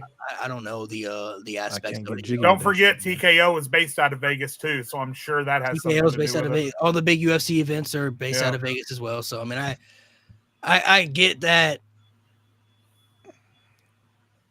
I get the business aspect, but it could also hurt, you know, maybe like the bids in the future. Like, you know, there's bidding wars for WrestleMania every year. So it's like, you know, are we just going to go to Vegas for the money every year? That's what we're going to do. Well, I think the thing, like, again, we say that, right? And I'm not defending it because, especially, you know, hearing from my guy Trent and how things were, like, Vegas is already a tourist place. There's only two things you go to do in Vegas. And you didn't start doing the second one till like a couple years ago. Right, you go to watch Raiders games, and you go to gamble, and before that, it was just you went to gamble, right? That's why you went to Vegas. It's also kind of become a family destination. Like they've expanded their families can go there too. And right, but like the first thing you think of is Vegas is the casino. Right. No, I know casinos, right, and that's we always talk about we donate into Vegas every time somebody bets, so you got gambling and stuff. So that's what they are. So I understand from a business why they jacked up the prices because they know the only reason we're about to get all these people here is for this WrestleMania. So we're going to pay a lot for WrestleMania, and then we're going to up these charges to get our profit back. Yeah. I get it from a business standpoint. As a fan, obviously, I don't agree with it. Obviously, you want it to be affordable, right? But in their minds, well, we're going to sell out this bitch regardless. Like, people are, and bluntly stated, it's become cool again for famous people to be there. I have never seen more famous people at a regular Raw and SmackDown in whatever city they in that I've seen since WrestleMania 39. Not even gonna say 38. Since WrestleMania 39. I have never seen that many famous people before in like a decade span before that. Yeah. Before COVID. I have never seen that. Yeah. The amount of celebrities we got just sitting courtside. They showed Kourtney Kardashian and Travis Barker on the TV. They didn't even mention Topanga Center right behind them. Yeah. Like, she was just there on, like, because she wanted to be there. Like, that's a normal thing. Yachty, like, Lil Yachty be there all the time. Quavo, like, all these people be there all the time now, on a regular. Right? That, like, I get their aspect. They're trying to maximize their investment. Anybody who knows anything about making money knows you get something that's hot and it's selling like, you know, a fire sale, you want to maximize that. I get it. Now, as a fan perspective, we're not looking at the money-wise. We're looking at the quality. And that's where I think TKO and WWE need to start having a balance. Even though it's bad to say this, I don't want them to ever think like that because then you get complacent. At some point, you got to be like, look, we're going to make this money regardless. but we want to make sure long term we don't start losing people, right? Because now we have now set a new standard for the quality of product. Vince McMahon, that whole honeymoon phase of out of Vince McMahon is done with, right? This is now our standard, right? We're not down here at the floor anymore, and anything better than that, we're going to celebrate. No, we're expected to be a good show now. So this is our standard. If we do not start meeting that standard, we're going to end up those who do not learn from their past are doomed to repeat it. WWE got complacent. They were a consistently good show, but they stopped caring. And we saw it dip and dip and dip and dip. And we had to have a generational comeback for us to get back to that point. So I think TKO and WWE really need to sit there and be like, yo, we have to find, I won't even say a middle ground, but like 65%. Like, yes, we still want to make our money, but let's get to like 65% where we can still like, a customer service rating still got to be 4.5 stars for people to take you serious. Yeah. Right? Like, yes, make your money, but we still want our customer service to be 4.5 stars. I'm with the whole quality aspect. I don't care what type of business deals you make for the company and how many logos you want to put on the ring or on tables. I don't care about none of that stuff. I just care about the quality of the show. Right. If the quality of the show is good, put 50 logos on the ring. I don't care. I'm not gonna watch a match and be distracted by a Prime logo in the middle of the ring. I'm just gonna watch the match like I've always watched the match. You know, like it's a logo at the end of the day. It's not hurting anything. But if this is gonna change what WWE is from entertainment to business, and that's not good for the fans aspect. It may be good for WWE's profit. It's gonna line their pockets and they'll make millions and billions of dollars. But you're gonna disinterest a lot of the fans to the product that they love or have loved for so long. You're gonna detach these people. You have to find a balance. You know what I mean? Like you want to. This is why I tell y'all. I'm telling y'all, watch AEW. It's actually very entertaining right now. So more so caters to their fans. The problem for me is, it's one thing if the quality is slowly doing this, right? That's one problem I think you can fix. But if the quality is slowly doing this, while the ticket prices are quickly doing this, that's where it starts to become a problem. And WWE, Triple H, if you are watching this, you big nose bald fraud, I just want you to remember how incomplete WWE felt for a year and a half when they didn't have people. The fans that are there make the show. We make the stars. We make the moments. It doesn't matter how high of a ladder Shawn Michaels jumps off of to elbow Mr. McMahon if there aren't 70,000 people screaming and flashbulbing around the arena. It doesn't matter how emotional Kofi Kingston's payoff is at WrestleMania if there aren't 70,000 people there to celebrate the moment with him. And if your quality keeps going down and your prices keep going up, I promise you people will stop showing up. Point of order, Triple H, you liar, recently said that WWE's ticket prices are the industry standard. Bullshit. Because I just went to, about a year and a half ago, I took Joshua to see SmackDown during WrestleMania season in Kansas City at the T-Mobile Center. And then just last week, the reason I wasn't on the podcast is because me and Shayna took Joshua to that same arena to see Breaking Benjamin and Stain. And we had slightly worse seats, but there were 3 of us. And we paid 35% less for 3 tickets to see Breaking Benjamin and Stain than we did for 2 tickets to go see SmackDown at WWE. And that was a year and a half ago. And the prices have only gotten worse since then. And now you expect me as a casual viewer, a upper middle class man with bills to pay and hospital bills to pay, living in a shithole apartment, to be able to pay $10,000 in total in travels, tickets, and expenses to go see WrestleMania in Las Vegas. I don't know what to tell you, Triple H. I don't know what to tell you, but if you keep listening to TKO and you keep jacking up the prices, I promise you, we will stop showing up. It was already kind of, you could kind of see it at Money in the Bank last night. Now, I think the crowd got better as they went, but when that show started, boy, I was worried. And they definitely weren't sold out. You got Michael Cole line for you now too, Triple H. You definitely weren't sold out. Don't give me that shit. Yeah, so They can fix the quality, but if they don't fix the ticket prices too, it's good. They're going to be facing the exact same. The West Coast crowds don't seem to be as great, especially like California, Vegas, like the bigger markets that are nice venues. But those crowds are kind of hot mid. I mean, they're not really energetic. They're not really exciting to watch.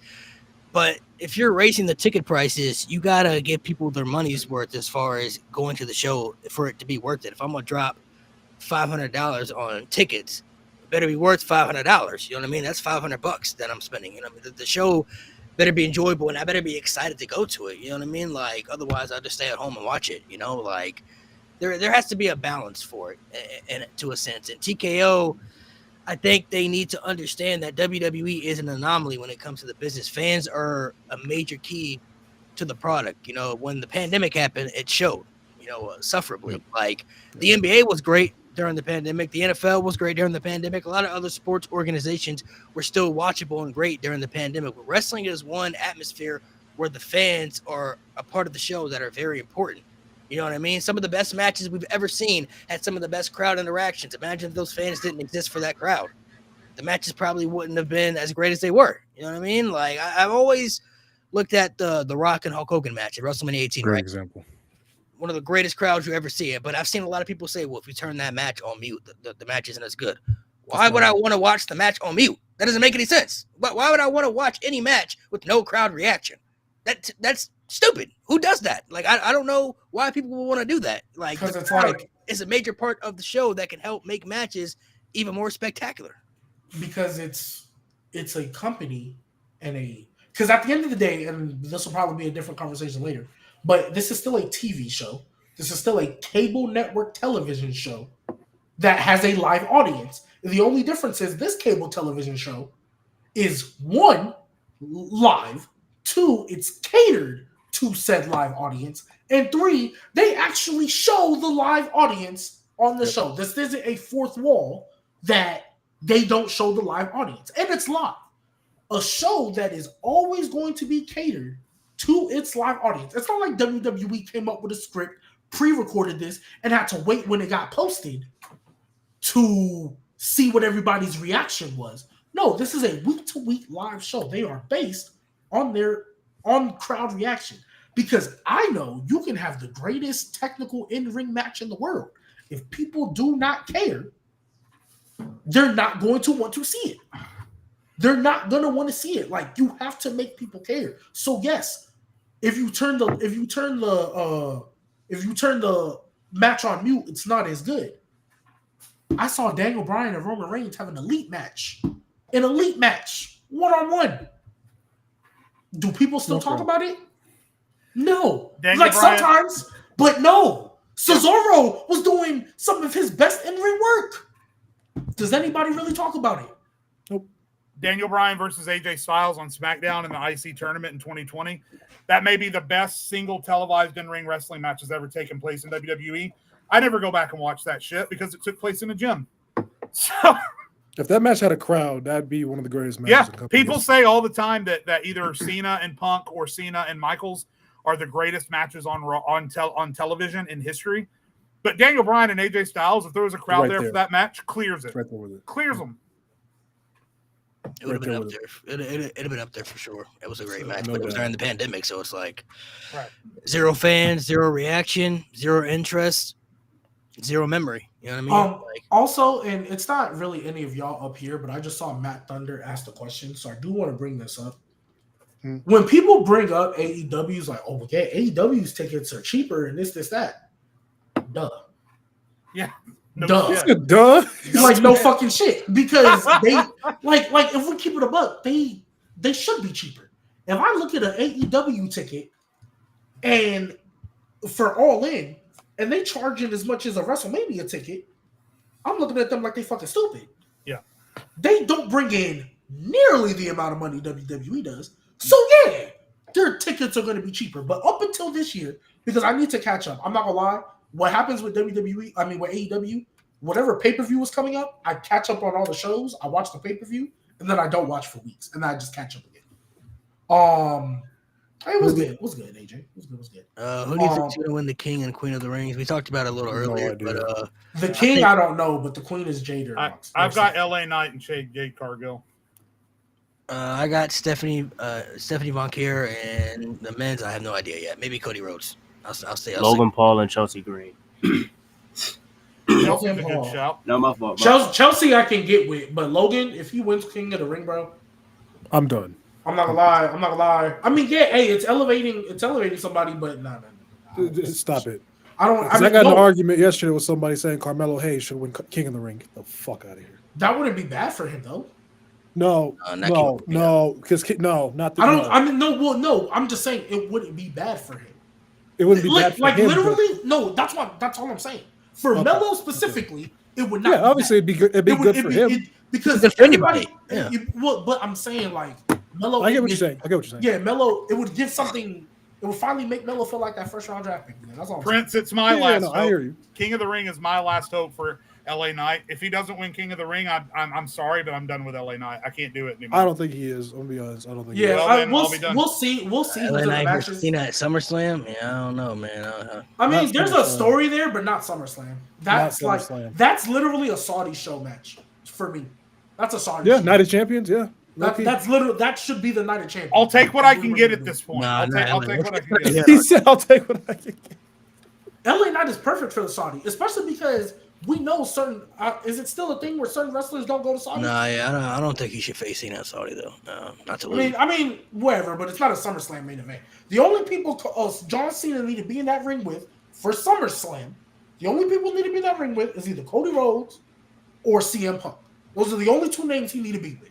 If it's not that, he don't need CM Punk and Money in the Bank, though. You know. Honestly, but he dealing with this. Is all I'm going to say is that this is the thinking that prevents LA Knight from winning matches like Money in the Bank and the Royal Rumble. That it's always like, yeah, we want LA Knight. Oh, but not like that. Not like that. Not against that guy. Not at this place.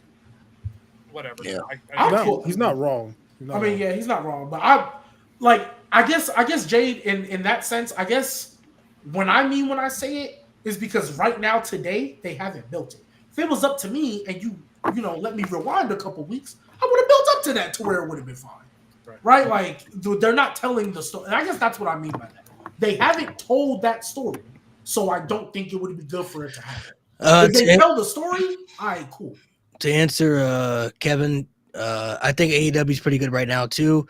I would love to see them have a pay-per-view together with WWE, but I don't think that's ever going to be possible. There's too much politics that would go into it. Yeah, and then, you don't want us to win because, like, if WWE wins a match, see, look, they're just throwing their dick around. AEW wins a match, it's unfortunately, and don't get me wrong, it's on both sides. Triple H talk about, he'll buy that pissant company and burn it to the ground, and Tony Khan, doing what he do on Twitter. It would never happen. By the way, speaking of brand partnerships, though, I had never given a second thought to this idea, but I saw it on Twitter the other night, and I can't get it out of my head. This business practice that WWE seems to have with TNA, where they release people, let them go to TNA, and then still book them for free on NXT. I'm not sure if I was TNA now. Obviously, TNA, they'll take the exposure, I guess. Maybe that's what they're thinking. But the fact that they are still getting guys like Elias and AJ Francis and all these people on free TV after they've already released them seems a little bit scummy to me. Like, I know overall the positives probably outweigh the negatives with TNA. I get that and I understand it. But yeah, it feels a little bit shitty. Let me just say, I can't put it any other way. It feels a little bit shitty to release guys, let them go to TNA, and then just book them for free on NXT. I'm not sure how I feel about that. So I don't disagree with anything you're saying. Only way what I would kind of look at it, because I did have that thought initially. Oh, and take their championship, by the way. Sorry, go ahead. I thought Mike Santana was going to win it right away, but for Trick Williams, by the way. Sorry, I'm sorry. I mean, they still believe Trick is a star, and I'm not saying he's not, but like the aura of him has definitely wore off, and it's their fault too. because they didn't book him like a good champion. It's their fault. Yeah. But that's why he has to turn heel.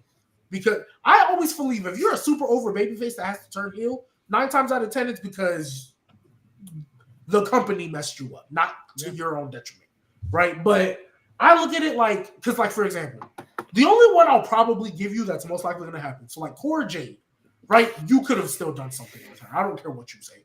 You could have done something with her. She was still a credible person. But like when I look at like the Elias or AJ Francis, for example, how Ashante the Adonis is still employed, don't know.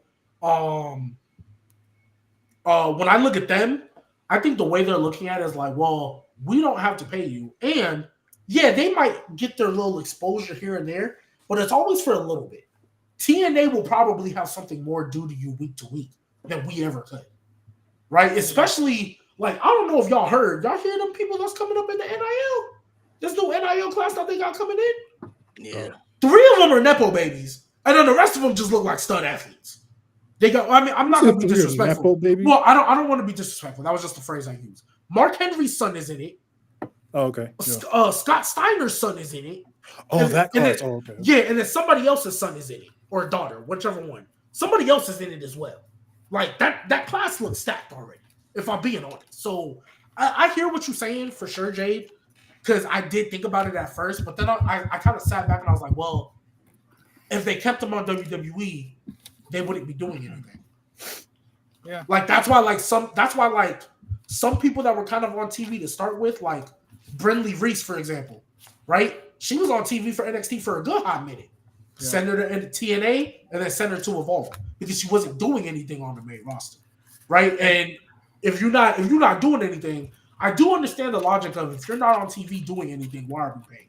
I do understand that logic, but I also feel where you're coming from, where it's like, and maybe these guys just have healthier mindsets than I do, because I feel like if I was in that situation, I might have the mindset of, I wasn't good enough for you to pay me to be on TV, but I'm good enough to come be on your TV for free.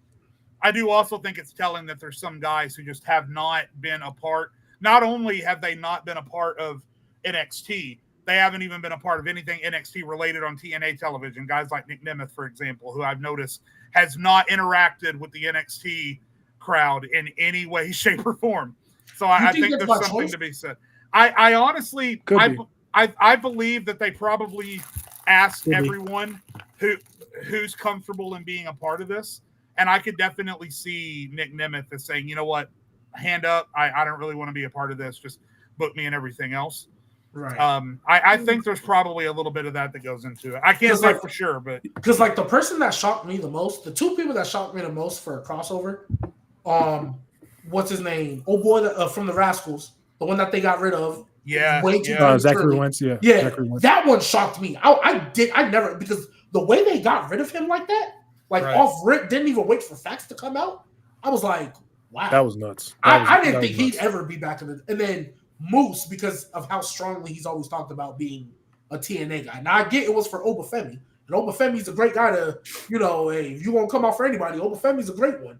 But Moose, genuinely, I did not think Moose would ever want to do that, because I don't even think he really did anything when AEW had their partnership, right? No, he didn't. Yeah, so I didn't think he was, but I mean, you never know. But I do feel your point though, Jane. I do feel you. Yeah. Some of you guys, so some of you guys weren't here, I think, for the open mic episode that we had, was it 2 weeks ago, 3 weeks ago, something. Yeah, somewhere. I missed that one. It was, I know G missed it, I think, and Jade missed it as well. Titus O'Neil's son, that's who's in it. We had a few takes on that. When he kissed on the lips? On Money in the Bank? Y'all remember that? Wait, what? Oh, God. Y'all don't remember that? A long time ago. Y'all don't remember that? Yes, Money in the Bank, Titus O'Neil faced Rusev, 2016. He just randomly kissed his grown son on the lips, just out of fucking nowhere. What the fuck is going on? I don't remember that at all. Okay. That's crazy. But we have first, before we get into that, gotta ask funny. one of his favorites coming back, man. Nikki Bella on the return, man. Come back. So she's only coming back for 1 or 2 things. I'm gonna get the tag titles, like I said. She coming back for the tag because they didn't announce Brie, they just announced Nikki. So she's either coming back and eventually they're gonna reintroduce, Brie Bella and have that horrible Bremo theme song. Nice little singles run for the championship. No, gee, say that again because Lewis has been pissing me off for days. Say that again. That horrible Bremo theme song. One of the worst theme songs to ever be made in the history of WWE. Yeah, Lewis, God damn it. She's either coming and they're gonna, I guess, do something with the tag titles, or she's gonna do what Axe was caping for and have a women's world title feud for no reason. And it's going to be bad. Y'all ready for Io versus Nikki and how happy I'm gonna be if that shit happens? Y'all ready? You talking about Io versus Nikki? I think it's gonna be Tiffany versus Nikki. To be honest, brother. Tiffany versus Nikki, I can see for sure. Because what was Axe caping for? I mean, Raw is Raw at this point. Axe was caping for Rhea versus Nikki, so. No, because I remember one of his points were when I brought up you want to see Tiffany versus Nick, and she's like, "What? Are they not the same character?" Yeah. I remember that. Oh my god. Yeah, and I'm here. I'm just here to say that was legendary. Let me look at the camera. Axe, I hope you're watching. I hope you see this. Axe, Nikki Bella. It took her 6 months, but hey, she's back. Still wasted a 30 spot, but hey, she's back. Cool. I'm here to tell you now, just like I told you after the Rumble. If she challenges for any title, don't nobody want to see that shit, gang. It's going to be mid as fuck. Now, it's not going to be as bad as like a Trish Stratus Charlotte match. It's not going to be that bad, right? It's not going to be even as bad as. It's not even as bad as a Trish. I'm sorry, not match. Feud. It's not even going to be as bad as. She doesn't even know her colors. Trish Stratus versus Becky Lynch. It's not going to be that bad. Hold on, let's chill out. Let's chill. Hold on, let's chill.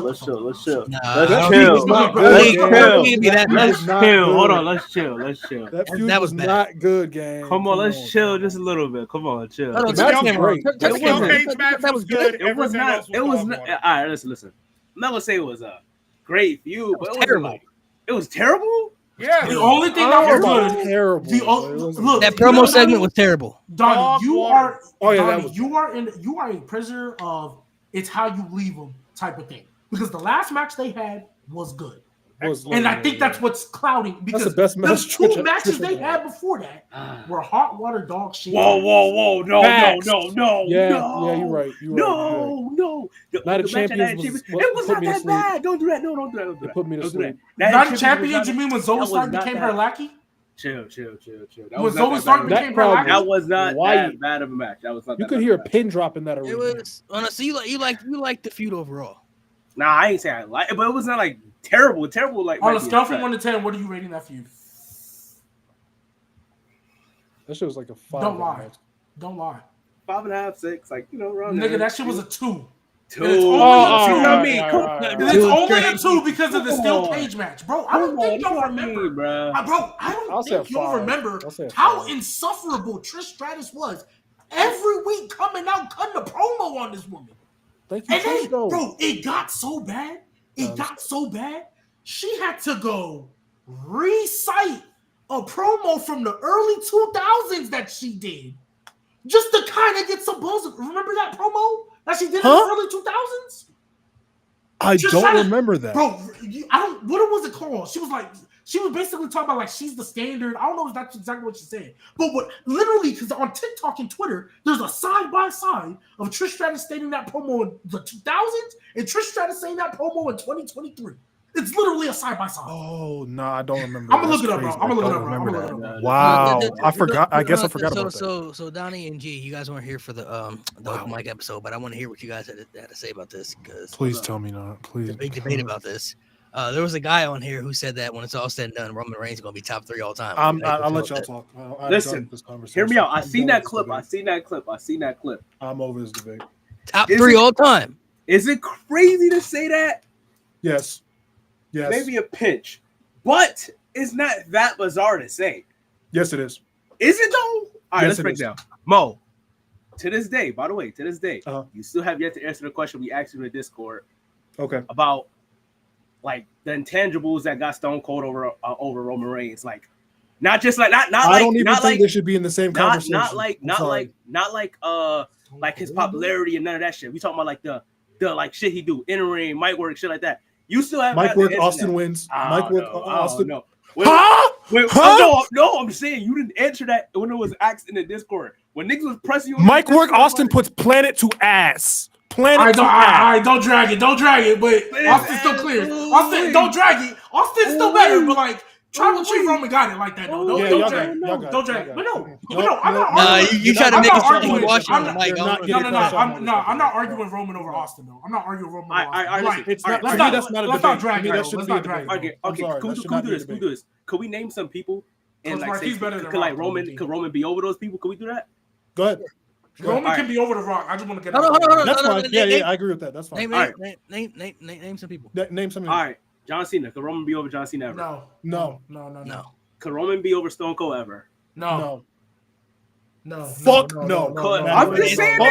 It's gonna be too hard because of his peak. His peak was too. Okay. Yeah. Too big. Hard. All right. Could Roman be over Undertaker all the time?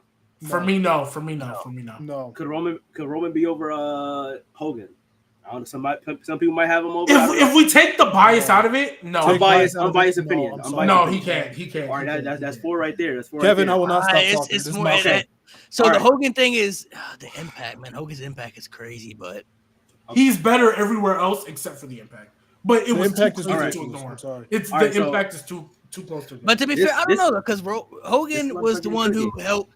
Hogan was the one who helped push WWE up to where it needed to go, but Roman was also the guy that helped bring WWE back, during that pandemic era. Like he was that guy that brought people back. You know what I mean? Like after that 2019 era, that Bloodline storyline is what rejuvenated the whole company. Like, so.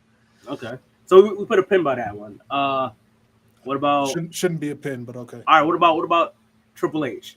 How y'all answer? You're already over him. You're already over him. I don't have him over Triple H, but he can be. So he's already over Triple H. I'm not tripping. Could Roman Reigns be over HBK? No. Could he be over HBK? No. Could he be over HBK? That one's too tough. That's tough. Wait, it was easy. No. It was easy for him to be over Triple H, but when it comes to HBK, Shawn is just better than Triple H never been better than Shawn Michaels. Yeah, Shawn is just better than Triple H. Me and Donnie have had this debate too many times. What is Shawn Michaels is miles above Triple H. Miles? Yes. Better on the promo, better in ring, better storyteller, better everything. Right, everything. It's not. He's literally better at everything. Honestly, even booking shows. If Triple H still top 10. That's crazy. Not Shawn Michaels, not better. That's all right. So all right. So what about Randy Orton? Could he be over Randy Orton? He's already over Randy. I think he's already over him. All right. Listen. To be honest, I think Roman got a case for top 5. I'm not gonna lie to you. No. Top 5 is fine. You said the question was top 3. Top 3 was top 3. Listen. We're talking about Rushmore at that point, bro. If the right person make the right argument, I'm not mad at it. I'm not mad at it. The right person make the right argument. You know what that sounds like to me? You know what that sounds like? Okay, so hold on. He can't be, but I'll be swayed if you win a debate. You gotta think top 3. We're talking about top 3. So guys, I'm gonna just get it. I was gonna be quiet, but no, fuck this. Top 3 is too hard, man. I love Roman Reigns so much. Like I've been on this guy's side since 2013. I was a fan of Roman Reigns when it was uncool to be a fan of Roman Reigns. So this is not coming out of place of bias whatsoever. None. I don't understand how we as wrestling fans can universally agree Roman Reigns at the main event level we could all collectively agree had the absolute worst low for any main event superstar we have ever seen in this conversation, top 5, top 10 conversation. Nobody has hit the low Roman Reigns did. We can all agree with that. Comparing him to like the top 5, okay, yes. The top 5 to top 10. Nobody you can name had that level of a low. I've never seen. Hold on, no. I've never seen somebody get such a pass because he had a good peak. Not even good. You know what I mean about that. Don't do that. I'm about to say, don't do that. All right, there we go. It's one legendary of the best peaks of all time. One of the greatest peaks ever. Probably top. Not even probably. I think it's a top 3 peak. But when we can agree that he has the top 1 low, what are we doing? What are we doing? He's the only person I've ever seen get such a pass. I don't know. No, it's not just about that, but it's like, all right, yeah, he had the lows, but like that. Why are we writing that off though? No, but you gotta understand. That off. Wait. His peak just outweighs the low now. It does to be top 10. But look. Wait. No, wait. Go ahead, Donnie. Go ahead, Donnie. Damn, his peak is insane. From 2020, the whole bloodline shit, and it's not just that, but like even though he's like part time or wherever, not on the show, a lot of the storylines that happen all stems from him. Like you trickle back a lot of the stories, it goes to him. I can't say like that happens for a lot of the other stars in the past, where the whole show revolves around you for multiple different years, even though you're not on screen. Come on, that shit is like different. You can't. Which is why his impact when we talked. That's why when we talked about Roman's impact, like even though it's not Austin, I wouldn't put it above Austin. And when we really talk about it, I wouldn't put it over Hogan or like Cena's and all that. But it's like, well, no, his high is with those guys. Because I was like, because literally, like his. I mean, you said it. Current landscape WWE is Roman, but it's Roman. But that because the question was top 3. If you would have said top 5, I would have been like, low key, he probably there, but we just might be a little. We might just be a little early. We might be a little early to the party, but he there for me, right? But when you say top 3, that means unbiasedly, I have to put him over the combination of Austin, Cena, and Hogan. Unbiasedly, that's what I have to do. Undertaker. I was about to get there. And Undertaker. Right? Well, we're talking about 3. Because Hogan, you know me, I don't rate Hogan. I ain't doing that. Right? So my 5 would be Austin, Cena, Taker, Shawn, and Roman. That's my 5. Right? Roman's at the 5 though, because when I take my bias out of it, right? I can't ignore, because out of all the people there, there's only one person in that list that got 2 elite peaks, and he had 4. And he's at 4. Shawn Michaels. Oh, okay. Shawn Michaels literally has 2 stretches of elite. Yep. 2 stretches of elite, like consistently elite. And I think the longevity of his quality, that's what holds me back with Roman too. The longevity of his high quality, of his elite level quality, when I compare it to these other guys in this conversation, I struggle to, like, yes, he had those amazing 4 years, right? Some of it was mid, but overall it was an incredible 4 years. I think it's a top 3 peak of all time, right? And it's impacting what's happening now. And the impact is insane. And it still happens now. But if we can all collectively agree, so this is what I'm saying. And with his hold on, his elevation too. We ain't forget about that. But all those other guys have done that as well.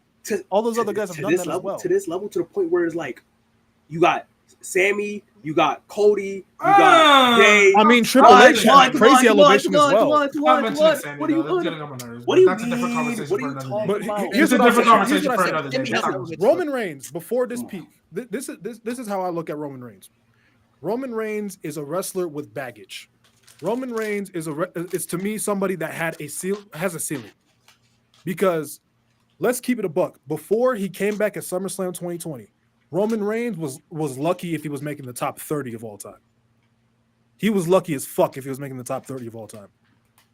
This man in the last 4 years has done so much great stuff to elevate him to a conversation for him to sit at the table with guys like Rock and Triple H, where those guys, to me, I look at them and I put them in a category of, okay, you're elite, but to me, you're out of the GOAT conversation. That's where Roman Reigns is sitting for me. And I have those guys just outside of the top 5. That's why for me, his ceiling is number 6. That's his ceiling for me. I don't look at even though his tribal chief peak hasn't been long, you could say, I don't use that as a tax against him why he can't be in that conversation, because Austin's peak was 4 or 5 years, but it was big. You know what I mean? It was a big 5 years that he had. Doesn't come with the negative. Doesn't come with the baggage. Austin had some baggage too. The heel turn, not really great. Like he had some lows. Bro, no. Now it is. No, don't do that. Don't do that. No, we're not talking about. It's not big dog. It's not a big dog low, but we're not gonna act like he did. Not everybody has baggage though. No, but that's what Mo was saying though. To that level, we can collectively agree it's the worst ever. I'm not saying it's that level, but everybody has highs and lows. You know what I mean? Of course. But what Mo's saying, he's not keeping. No, I know what he's saying. I'm saying something different right now. I know what he's saying. Everybody has highs and lows. I'm not gonna look at everybody's lows and highs, and everybody's got highs, everybody's got lows. You can look at everybody in the history of the company. Look at their lows. Look at the highs. We get the big dog run. We've all said wasn't as bad as people make it out to be, but on the main event level, it's probably the worst that we've seen everybody get pushed to that extent because of how the company was trying to portray Roman Reigns to what they wanted him to be, and the fans weren't accepting it. You know, we understand that. He was a failure. But when you look at the highs and lows, what puts Roman Reigns up higher for us now is that his high is peaked higher than too high. Yeah, anybody. Maybe since Cena at this stage, or maybe since ever. If we're being honest, I think his peak is right. So if we're looking at the lowest of lows, Roman's also got the highest of highs. You know, we somebody mentioned that Roman Reigns has, you know, some of the worst WrestleMania main events ever, which is true. He's also got some of the best that we've ever seen out at this stage. He's a 50-50 wrestler. Yeah, like it's a 50-50 standard. So I got a question for y'all. Mm-hmm. So like, remember how I was asking like, oh, Roman versus Stone Cold, like side by side, like, can we do the same for Cena? Like, is there anything that Roman does better than Cena? Like, not. I think he's better in ring. Okay, that's it. Ring. I would say. Oh, and character work. Sorry. Okay. Character work for sure. Well, because Cena was the same character for all those years, so. And I would say storytelling wise, they're pretty even too. Like Cena's had some good stories, but he never had a story that was better than the Bloodline storyline. If I'm being honest, like, no, he doesn't. John Cena's had some good stories, but to the peak of the Bloodline story, he never had that in his career. So I say story. If we go like elevation too, I would say Roman. I would say elevation. Who got elevation? Well, Roman got the elevation. Roman got elevation. I would say because Cena didn't start elevating until like the U.S. title run. U.S. Championship. But if we compare their quality, I think if we go feud for feud, match for match, Cena's taking both. Personally, no, I would say match quality. Cena got it for sure. That's tough, you know. And feud for feud, I think Cena has more elite feuds than Roman does. Feud wise, yeah, because you got Edge, you got Punk, AJ, I guess Orton. Cena Rock was like a huge draw. So he's got overall better feuds too for sure. But what separates it's just Cena had more longevity with the quality than the exactly. There we go. Like Roman Reigns has only had a couple years of this quality, even though it's been a high peak. But for the reasons that Mo and everybody else is bringing up, that's why they don't put Roman up as high, is because it hasn't been on that long level of. If Roman was what he has been the last 4 years, if he was that for even, let's say he's the nonsense stopped at 2017. Let's say he turned heel at WrestleMania 33, like everybody always talks about. I'd be with top 3 GOAT conversation, 100%. But it gets rough when you are looking at somebody who for 5 years just let's just keep it a buck and keep it what it is, failed miserably. So okay then, since Roman Reigns, we all definitively top 10, right? Yeah. Yes. Yeah. No doubt. Everybody got Roman top 10 all time, right? Okay. For sure. People, now you brought up his lows being low. Like this is an all-time low for any main event guy. You know what I'm saying? That's why he can't be in the top 5, and that's why there are certain people that he's not ranked above, right? Right. But this can go back to I want to bring it back to Seth Rollins. Then, do we have Seth Rollins over Roman Reigns then all time? Because Seth Rollins ain't never had a low in his career, not to that level. I mean, maybe not to that level, but not to that level, but. And he's been, and if you look, and even though he's never had a peak like Roman, you could say, Seth Rollins has been consistent his whole career on the main roster as far as being relevant, as far as match quality, stories, mid card. Right, but I think to me, the reason why I wouldn't have an over him, and this is a pretty much consistent theme that we see throughout these top 5 combos. Right, all these people in these top 5 combos have the peak or the impact to that standard, and Seth Rollins, unfortunately, he just does not have that. Right. Even I look at Seth like Shawn, like I look at Shawn, but he doesn't have like the impact that Shawn Michaels has. Facts. Because Shawn Michaels was somebody that was consistent quality, but the thing is, Shawn has that impact for me to also be like, all right, this is why you're, for me, Mount Rushmore. Yeah. Right, and so I was just asking. I don't have Seth over Roman either. I was just asking. Yeah, I know there's people that are like wherever. Like I know I've heard before, like wherever you have Roman, you have to have Seth right there too. I don't agree because most of the time when I speak to people or when I see people argue, like on TikTok and Twitter, most of the time the argument I hear them use is didn't have the big dog and in ring. That to me is not enough. Because if in-ring weighed so heavily for people, there's not enough people that are calling Shawn Michaels the GOAT. And there's not enough people that are dropping Cena. If in-ring was so... Hogan wouldn't be top 10. I was about to say, if in-ring weighed so much, like the way people talk it is, yeah. And this is where I've pretty much learned to stop arguing with people. I don't look at like, okay, if you're using in-ring to say this is why Seth Rollins should be over Roman, when he has nowhere near the impact, nowhere near the peak. Like he's good, but he ain't had the peak this is, right? And then I hear your top 5 and I hear you say Cena number 1, I'm done with you. Right? Cena number 1, okay, yeah, this is where the conversation stops. Because with everything that you just said, Shawn Michaels should easily be over Cena, and you shouldn't. He should be your number 1. Yeah. Because at least Cena and Shawn Michaels, you can argue their peak is somewhat there, somewhat close, right? I think Cena's is bigger, or impact-wise is bigger, but you can argue it's there. I don't think there's an argument in the world you can make for Roman Reigns' peak and impact to Seth Rollins. There is nothing you were going to be able to tell me. The only thing that you can come close to is they were both in the Shield. That's the thing. And then Roman lapped him after that when it came to Impact. Because they both got the Shield Impact, and then Roman just... once the Bloodline stuff happened, it was over. But even Roman in the big dog years, Seth Rollins still never felt more important than him. There was maybe a small period. There was a small period. There was a small period where I felt Seth Rollins, okay, this might be your time.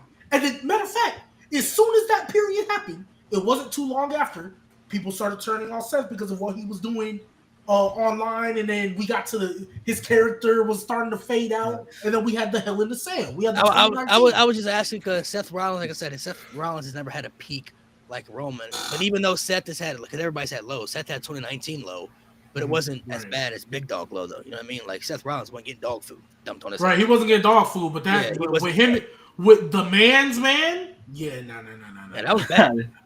That was bad. Yeah, Roman is just a very slippery slope. He has the most interesting career. He's the exception. Yeah, he honestly is because his peak is ridiculous. That is for me. I just feel like he had a ceiling post 2020. That's just me. He had a ceiling.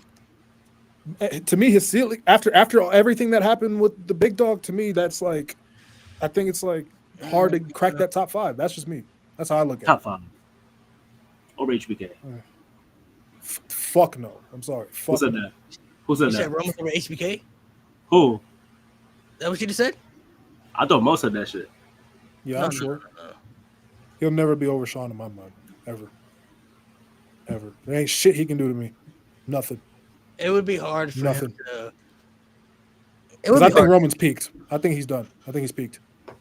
It would be hard for him to get over guys like that at this stage because there's not really much for him left to do at this stage. And honestly, I'm literally trying to think well, what can Roman do to help him get? But this because in order for him to have another peak, another peak like this, he would have either had to go on honestly, you know what? This is what I'm gonna say right now.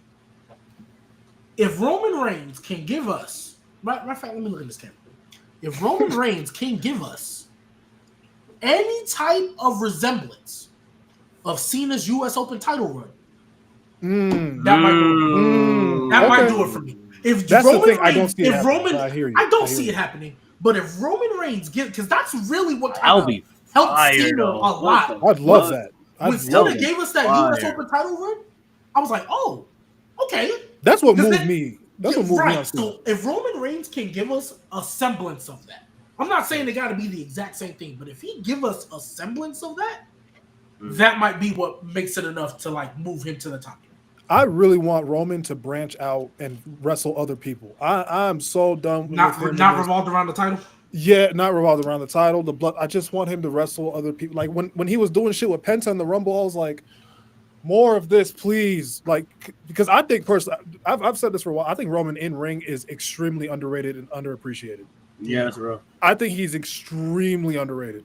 So I really just want to see him branch out and do other shit. But well, like a feud that I thought was going to come out of this. Well, if I would have been booking it, I would have had Roman Reigns feud with Braun Breaker. That would have been the feud I would have started with.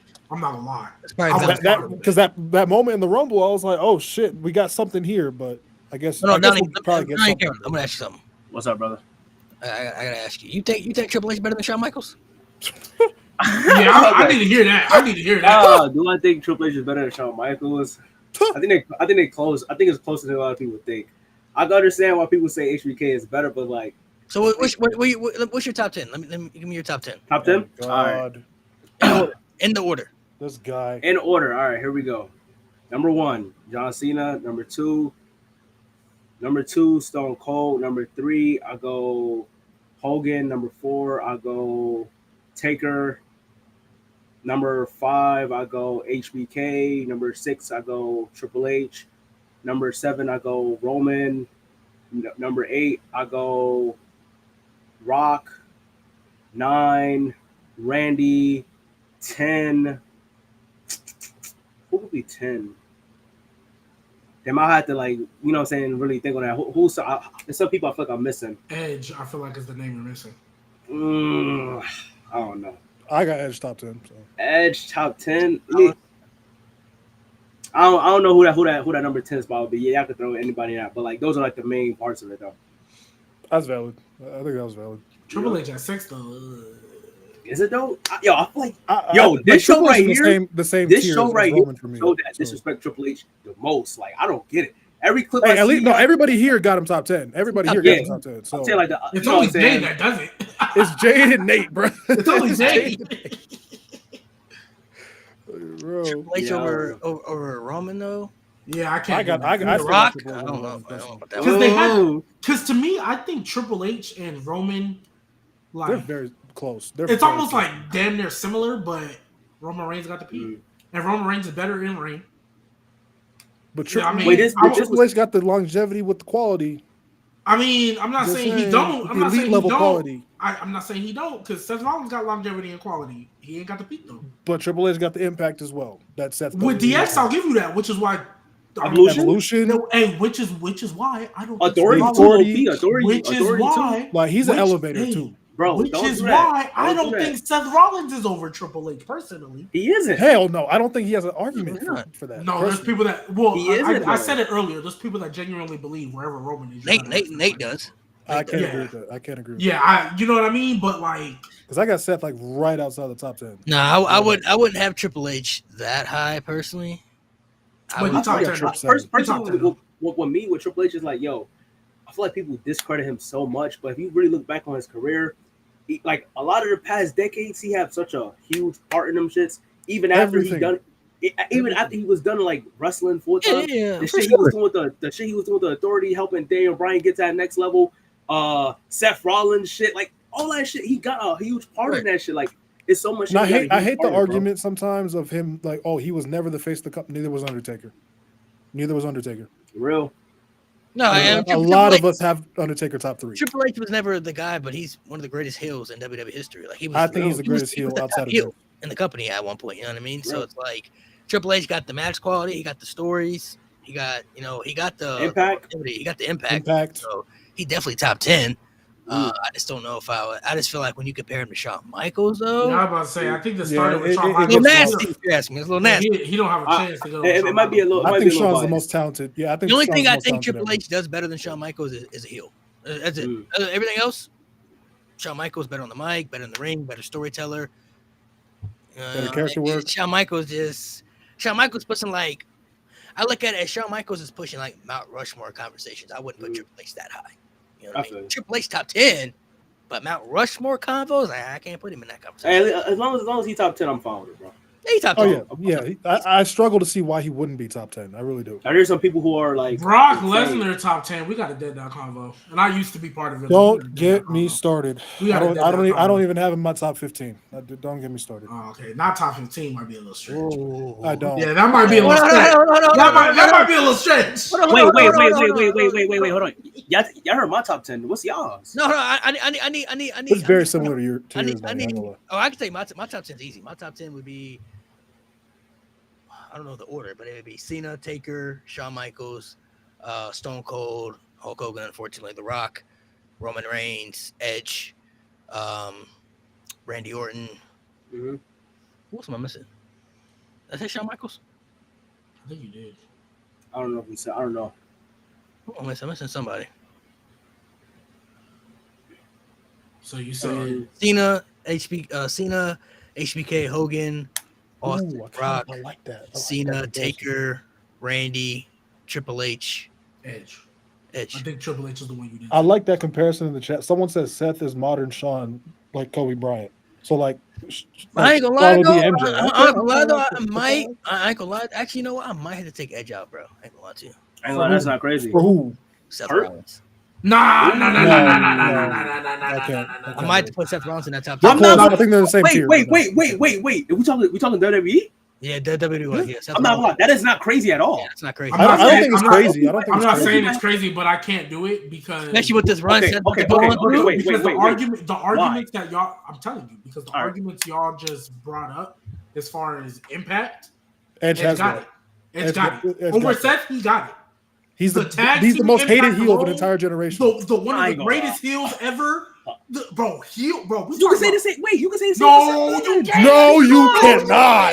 Niggas still talk about the weight. Niggas still talk about that. He's not one of the greatest heels ever. Bro, wait. No, all right. Rollins is not in the golden heel conversation, bro. He is not in the bro. All right. Honestly, all right, you're right. We talk about the heel turn, but no. All right, listen. No. I'm gonna say you because niggas still to this day talk about the shit that Seth Rollins done 10 years ago when it come out to being a heel. No. They talk about the heel turn. They talk about with Edge. Edge was genuinely the most hated man of the late 2000s.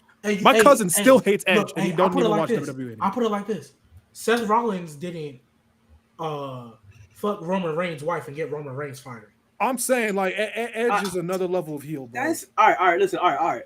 Edge Mount Rushmore heel to me. That's the. I'm not gonna say goat heel, but that might be a goat heel. All right, I got Triple H, and then I got Edge. That's it. That's it. Well, no, it's not. Like what in ring wise, storytelling wise, all that shit. Storytelling, Edge. Yeah, I was like, I'll take Edge for storytelling, but my the feud with Cena, Undertaker, like I was about to say, insane. Really, I hate saying it like this because it sounds like I'm really trying to diminish him, but I feel like the only thing Seth Rollins does better than him is in ring, and that's not enough when you don't have the impact or peak like Edge does. And honestly, the one that we keep forgetting about in these conversations, he literally was a main, and he wasn't just a background character. He was a main catalyst for that TLC match and tag team wrestling being revolutionized like that. Like, that's him. The reason why we win a ladder match every year at WrestleMania, he part of that. And out of all them guys that were a part of it, because obviously he wasn't the only one, he's the only one that got a singles career to back it up with it too. That's the only reason, like again, I'm not trying to diminish it, but the only thing I feel like Seth does better than him, and Money in the Bank. That's twice. That's two things that he's changed the history of. Twice. Unfortunately, with Seth Rollins, I can't say that. That's why I don't think, like, it's tough because I'm not trying to diminish Seth Rollins. I would say Seth changed Money in the Bank too, though. That cash in at WrestleMania. But that was a great moment. Edge is literally. I think Seth has the better cash in. I think Seth has the better cash in, but like, it didn't change in terms of impact. It didn't change anything. It was a great moment. Well, I don't want to say it didn't change anything because it adds a lot of fuel to the fire with him and Roman. But that's one story. I'm talking about changing literally Money in the Bank as a concept. If it doesn't go well with Edge, if it doesn't go well exactly. Yeah, it's just another number one. First guy to hold it. Yeah, so it's gotta. No, but everybody assumed it would just be like I'll have a title match whenever I'm announcing my cash in. To cash in the way he did. That's why that's why the only other person didn't he present that? Didn't he pitch that? I think he did. But like that's why the only person to like technically announce their cash in ahead of time is Cena. and he was the first person to fail it. Like, oh no, RVD. He announced it. He announced it. He announced it. Yeah, RVD. But okay. Cena really. But that was the second one though, right? RVD did it. He was the second. Yeah, RVD. Cena was the second one. Yeah. No. RVD was the second like person to win Money in the Bank. Oh yeah. So like it was still early. You could get away with it. At this point, we had seen this for years now. Like we had seen this for years. Like, and honestly, y'all didn't tell when Cena won Money in the Bank. Y'all wasn't like, oh, is he gonna go? Like, is he actually gonna do a little surprise cash in heel turn? I thought that was stupid. I think he won it on accident though, right? Because it broke. No, I think he was planning to win it, but he's planning to win it. But his character, I never thought his character was going to cash in. Like, he was a 12-time world champion.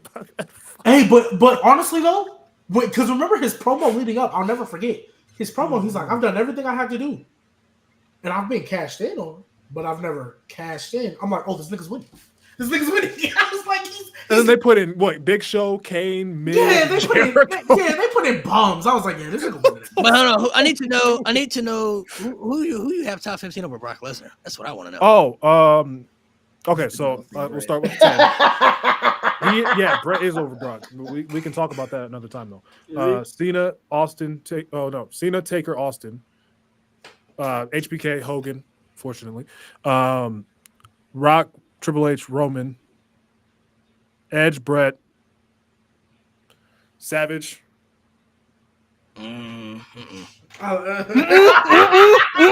who? Who? Randy Savage did not have a better WWE career than Wait, you said Randy Savage? Yeah, keep going though. He said Savage. Yeah, he said Randy Savage. He did not have a better WWE but keep career going. I wasn't gonna say too much. Seth Rollins, Randy Orton. I'm taking Punk. And I'm taking Angle.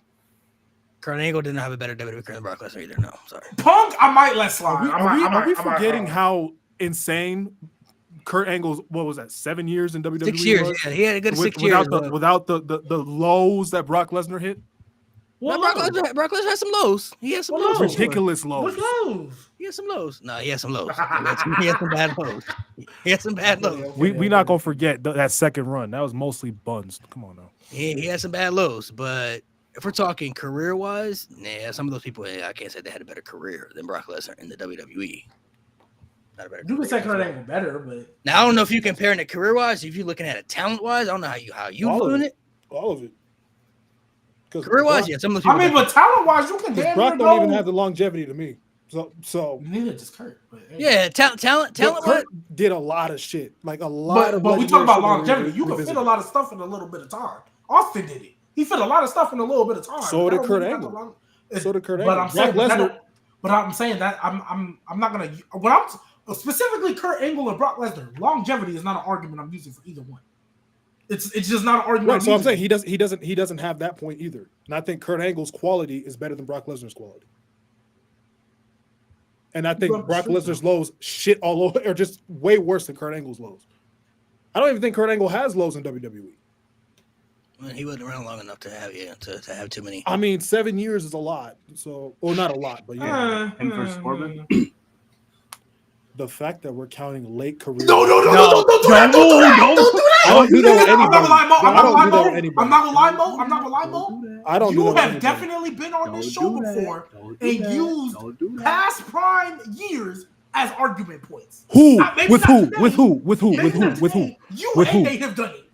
With who? I would like to name. I don't have specific names. When we've had different debates, when Malik has came out and we've done the Wheel of Question, or we've had Ultimate Wrestling debates, or whatever the case, you've used everything. You haven't just been like, "Oh, I'm only gonna look." Now he look confused. Because my thing is, I'd like to know names of who I use. Because my thing is, because I don't tax Taker for his last few years. I don't. I mean, nobody should anyway. Nobody should anyway. Because I could tax Cena for this last run. This last one's not even bad, though. This last one's not even bad. Oh, man. It's okay. It's not bad at all. Like I said, The Rock messed it up, but everything post-Mania, Cena been cooking. Has he not? I don't know about cooking. He's been neutral. He's been cooking, bro. He has not been neutral, bro. I'm not trying to hear this. He's been neutral.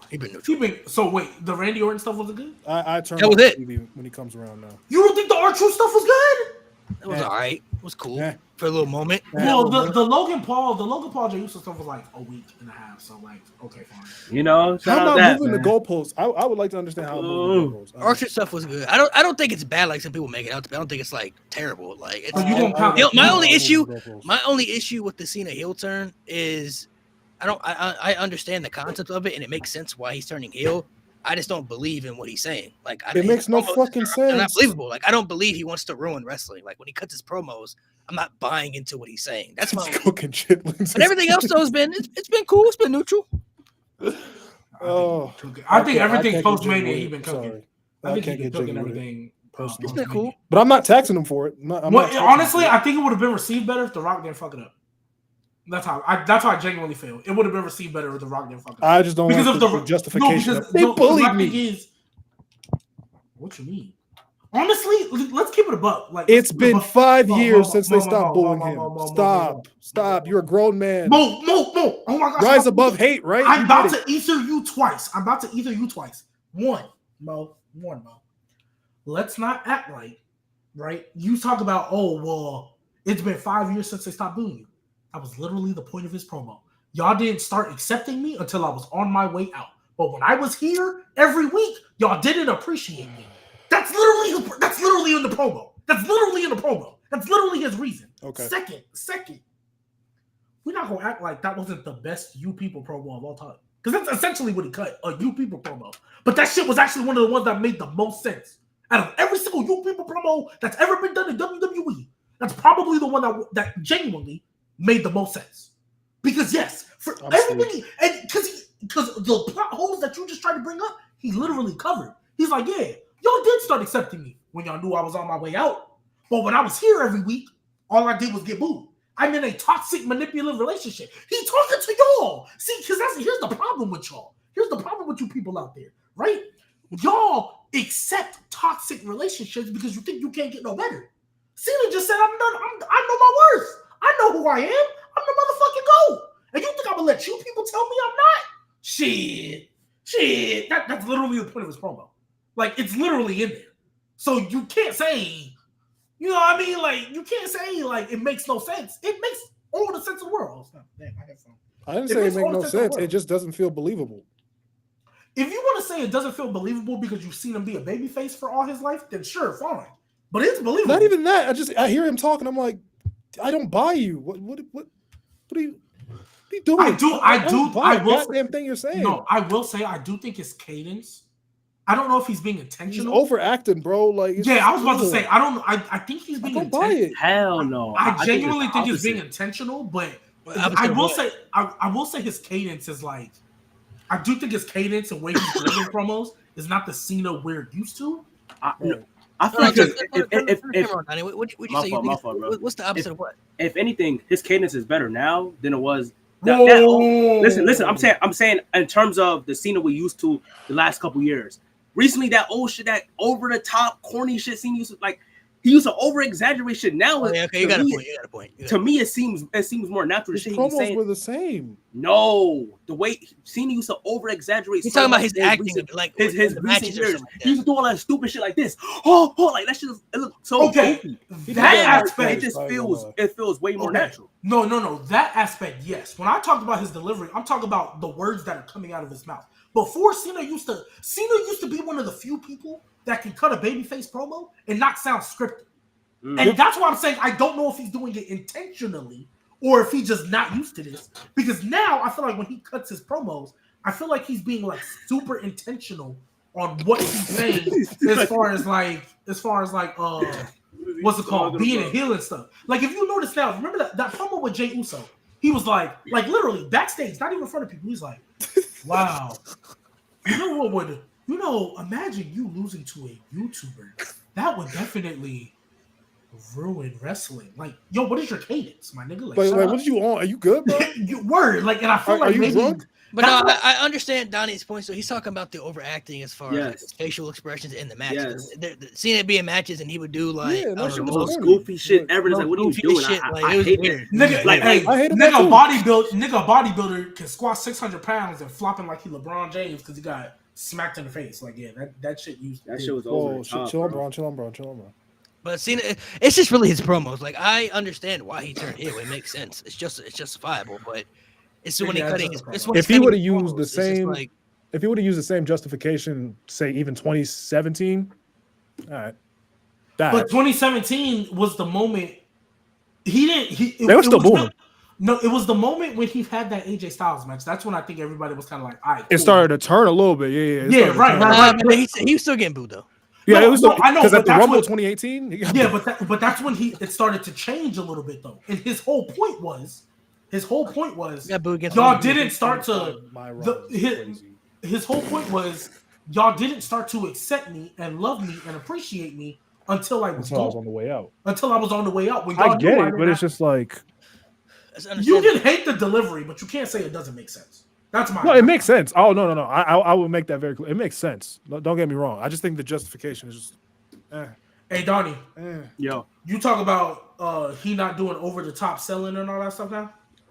So that's not over the top.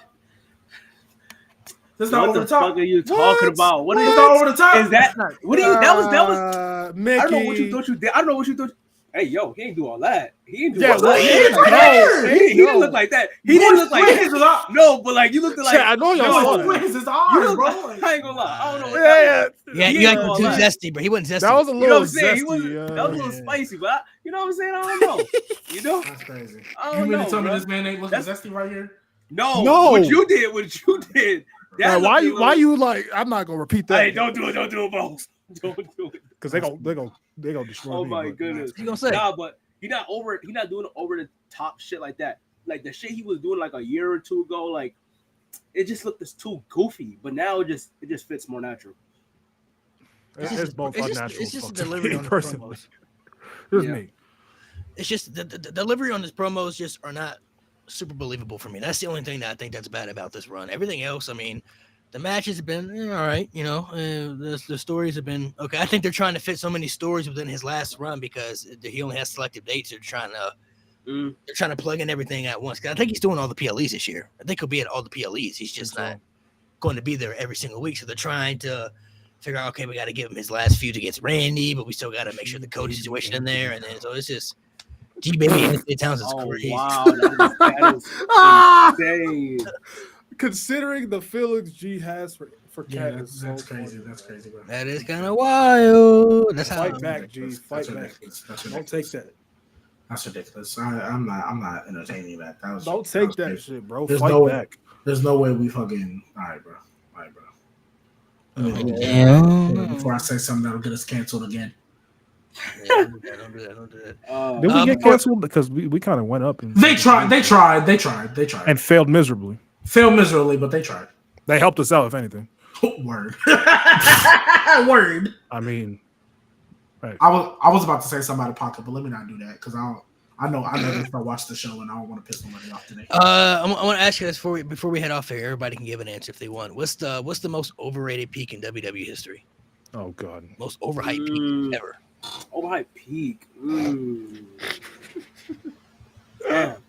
Well, you can give your answer if you got the answer. I think you know the answer, bro. You know my answer. It's 09 Orton. If people don't want to talk about it. Oh, you talking about I do you talking about as a WWE as a whole? Oh, a person? Yeah, just one person. Just overrated peak. I'm not gonna lie. He might be cooking with the 09 Orton shit. What the Thank fuck? you. Oh, every time, thank you. Niggas, Orton was this and that. Nigga, you doing the same shit down. before that. Yeah. Like, calm the fuck down.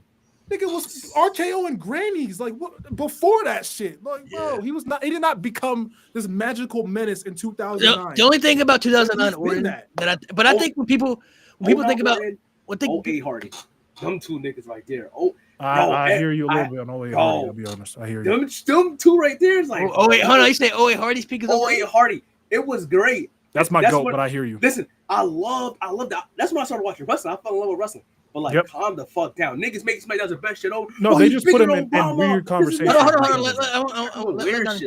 Go ahead. 09 Jeff Hardy. 08 Jeff Hardy. I want to hear this. 08 Jeff Hardy was very good. The moment was good. He won a title. Great shit. But when they start putting us like one of these top peaks and all, it's like calm down, like chill. Don't do it like that. You know what I'm saying? It was only a little bit amount of time. Like chill, just vibe out. Let's just chill. It's overrated. It's overrated because people put it too high on the pedestal. Yes. Yeah. I agree. That's my goat. Like that's my favorite wrestler. And I love that's when I started watching wrestling in 08. So Jeff Hardy. That's a great underdog storyline, though. Elite underdog storyline. No, but it's not a top 10 peak ever, like some people make it out to be. Well, not a top 10 peak. Y'all think that's a top 10 peak? It could be. It could be. I gotta hear you. I gotta hear your top 10 though. I gotta hear the top 10. I mean, like I think 09 Orton's is a better peak. Even though I think it's the most overrated, I think it's a better peak. Austin, obviously. Hogan, obviously. Cena, Roman. Everybody in the top 10 got a better peak. Yeah, literally. Than Jeff Hardy. Literally, everybody in the top 10 got a better peak than Jeff Hardy. Brock Lesnar, like everybody in the top 10 has a better peak. What peak we count for Brock Lesnar though? Huh? What peak we count for? I'm not gonna lie. I'm not gonna lie. Rookie year Brock Lesnar is ridiculous. Insane. And quality wise was insane. Yeah, that's what I was asking. Yeah, I'll take everybody in the top 10 got a better peak. Narco, what's the answer? Yeah, what's your answer? I would say it's a top 10 underdog storyline. No, I'm saying your answer for most overrated peak. I'm trying to swim the water. I gotta hear this. Okay. It's just better Randy Orton's bro. The only reason I say that is because I think Legend Killer is Randy Orton's best. That's his best run for me. I think Legend Killer Randy is better than 09 Orton.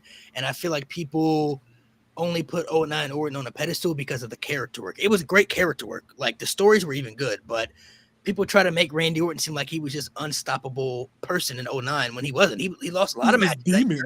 Yeah. He beat up by a lot of people that year.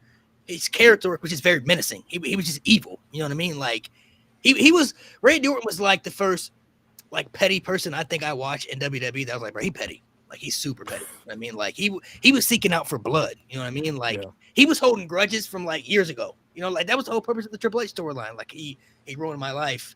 I'm like, bro, this was like 5 years ago though, bro. You tell me you plotted this for 5 years in your mind? That's crazy. That's an evil person. But when you're talking about the peak, some of those matches were great. He had some great matches in there. He had a lot of mid matches in there too. He won some top matches, but I also saw him lose a lot of matches in that time frame too. Like he lost a lot of matches to John Cena. He lost to Batista. He lost to Triple H in the main event of WrestleMania. You know what I mean? Like I feel like people, when they talk about 09 Orton, they always try to make it seem like, oh, this Randy Orton's so dangerous and he's so unstoppable. It's like, bro, he was getting dog walked by 2009 Ric Flair. He wasn't that unstoppable. I'm not hearing that, bro. He was a dangerous villain, but to try to make it seem like he was unstoppable, like 2014 Brock, that was unstoppable. That's an unstoppable. Yeah. That's an unstoppable heel. Randy Orton wasn't on that level of unstoppable. He was just a menacing person. He was an evil person. That was it. And people not ready to hear that because they have nostalgia glasses on and can't actually debate. But I digress. G, what's your answer? He about to say some bizarre shit. No, he about to say 08 Hardy because he always hates on Jeff. But oh, brother, you ain't seen nothing of Bret Hart. I'm not listening. If you never watched, I've been watching a little bit. No, you won't. I'm not lying. No, you won't. You can't come back. You got to come back to it after you watch it fully. No. I'm not done. That same list you gave Coach Mark, no, I've been following it. I just he gonna be like, oh, Bret is not even that good, bro. I never said, bro. That's exactly okay. You got to give somebody you've actually seen. Somebody you've actually watched. First off, to Mo, I've told you my issue with Bret has never been the in-ring. He's never been the in-ring storyteller that you make him out to be. I'm sorry, he's not. I didn't say he was dog. I just said it's not. It don't be moving me. Just like WrestleMania 3, don't be moving me. Somebody said in the chat. CM Punk in 2011 and all that was not that good. It was overrated. You're drunk as fuck. Where do you have it all time in terms of peaks? It ain't the greatest I've ever seen, but nigga said it wasn't good. It said it was overrated. Oh, it wasn't good. Oh. Like what the fuck? No. Like, but for me, a good part of that time. I mean, yeah. Oh wait, Jeff Hardy. I've been said that. Like niggas gas it. It's not like that. I'm not gonna lie, and I guess I don't want to say it's the most overrated, but because we've been having this debate now for the better part of a year, I genuinely do not think, like Seth Rollins when he came back from injury, like when he was like first with the Authority, I don't think it was that good. I don't think he was that good. I don't think he was that good. Thank you. Right? I think now when he came back from injury, he was kind of on his own. Even though that Triple H feud was ass, I really wish Samoa Joe didn't get hurt because I think that would have been much better. I really wish Samoa Joe didn't get hurt. That feud with Triple H, mid. Like, it was a little bit, but mid. And then they had a bad match after. That match was a snooze fest until Stephanie went through the table. Mm-hmm. Right? If you look at Seth Rollins, basically Seth Rollins before he became Monday Night Rollins, and he had that IC title reign and all that, before we got that Seth, it's not that good. Like, it's cool. He's got moments, but it's not that good. And I don't think it's up there. I got clowned because I said his authority run when he was WWE champion was not all that great. I'm like, I'm not gonna do this revisionist history because I remember when that was happening. The complaint with Seth Rollins is he runs away too much. He looks weak too much. He loses on free TV way too much. I think 2018 Rollins is way better. Like let's keep it a buck. I'm supposed to take a nigga running around with J&J. Serious? Nigga had security and was running away, bro. And then they said, you know what that's not enough. You know what we need? Big Show and Kane. Like I'm supposed to be scared of that shit. Yeah, no. 2018 Seth Rollins is just better. The best part about that wasn't even Seth Rollins. It was Randy Orton. Yeah. The best part about that was Randy Orton. It wasn't even Seth Rollins. Randy was great, bro. Randy was great. What's an underrated peak then? Ooh. Since you said overrated, it's an underrated peak. Well, seeing that, low key, Alexa Bliss, because I just saw somebody say it was overrated. Alexa Bliss, when she first dropped, it doesn't get talked about enough. She was like that when she was the woman. She was the woman. She was literally like that.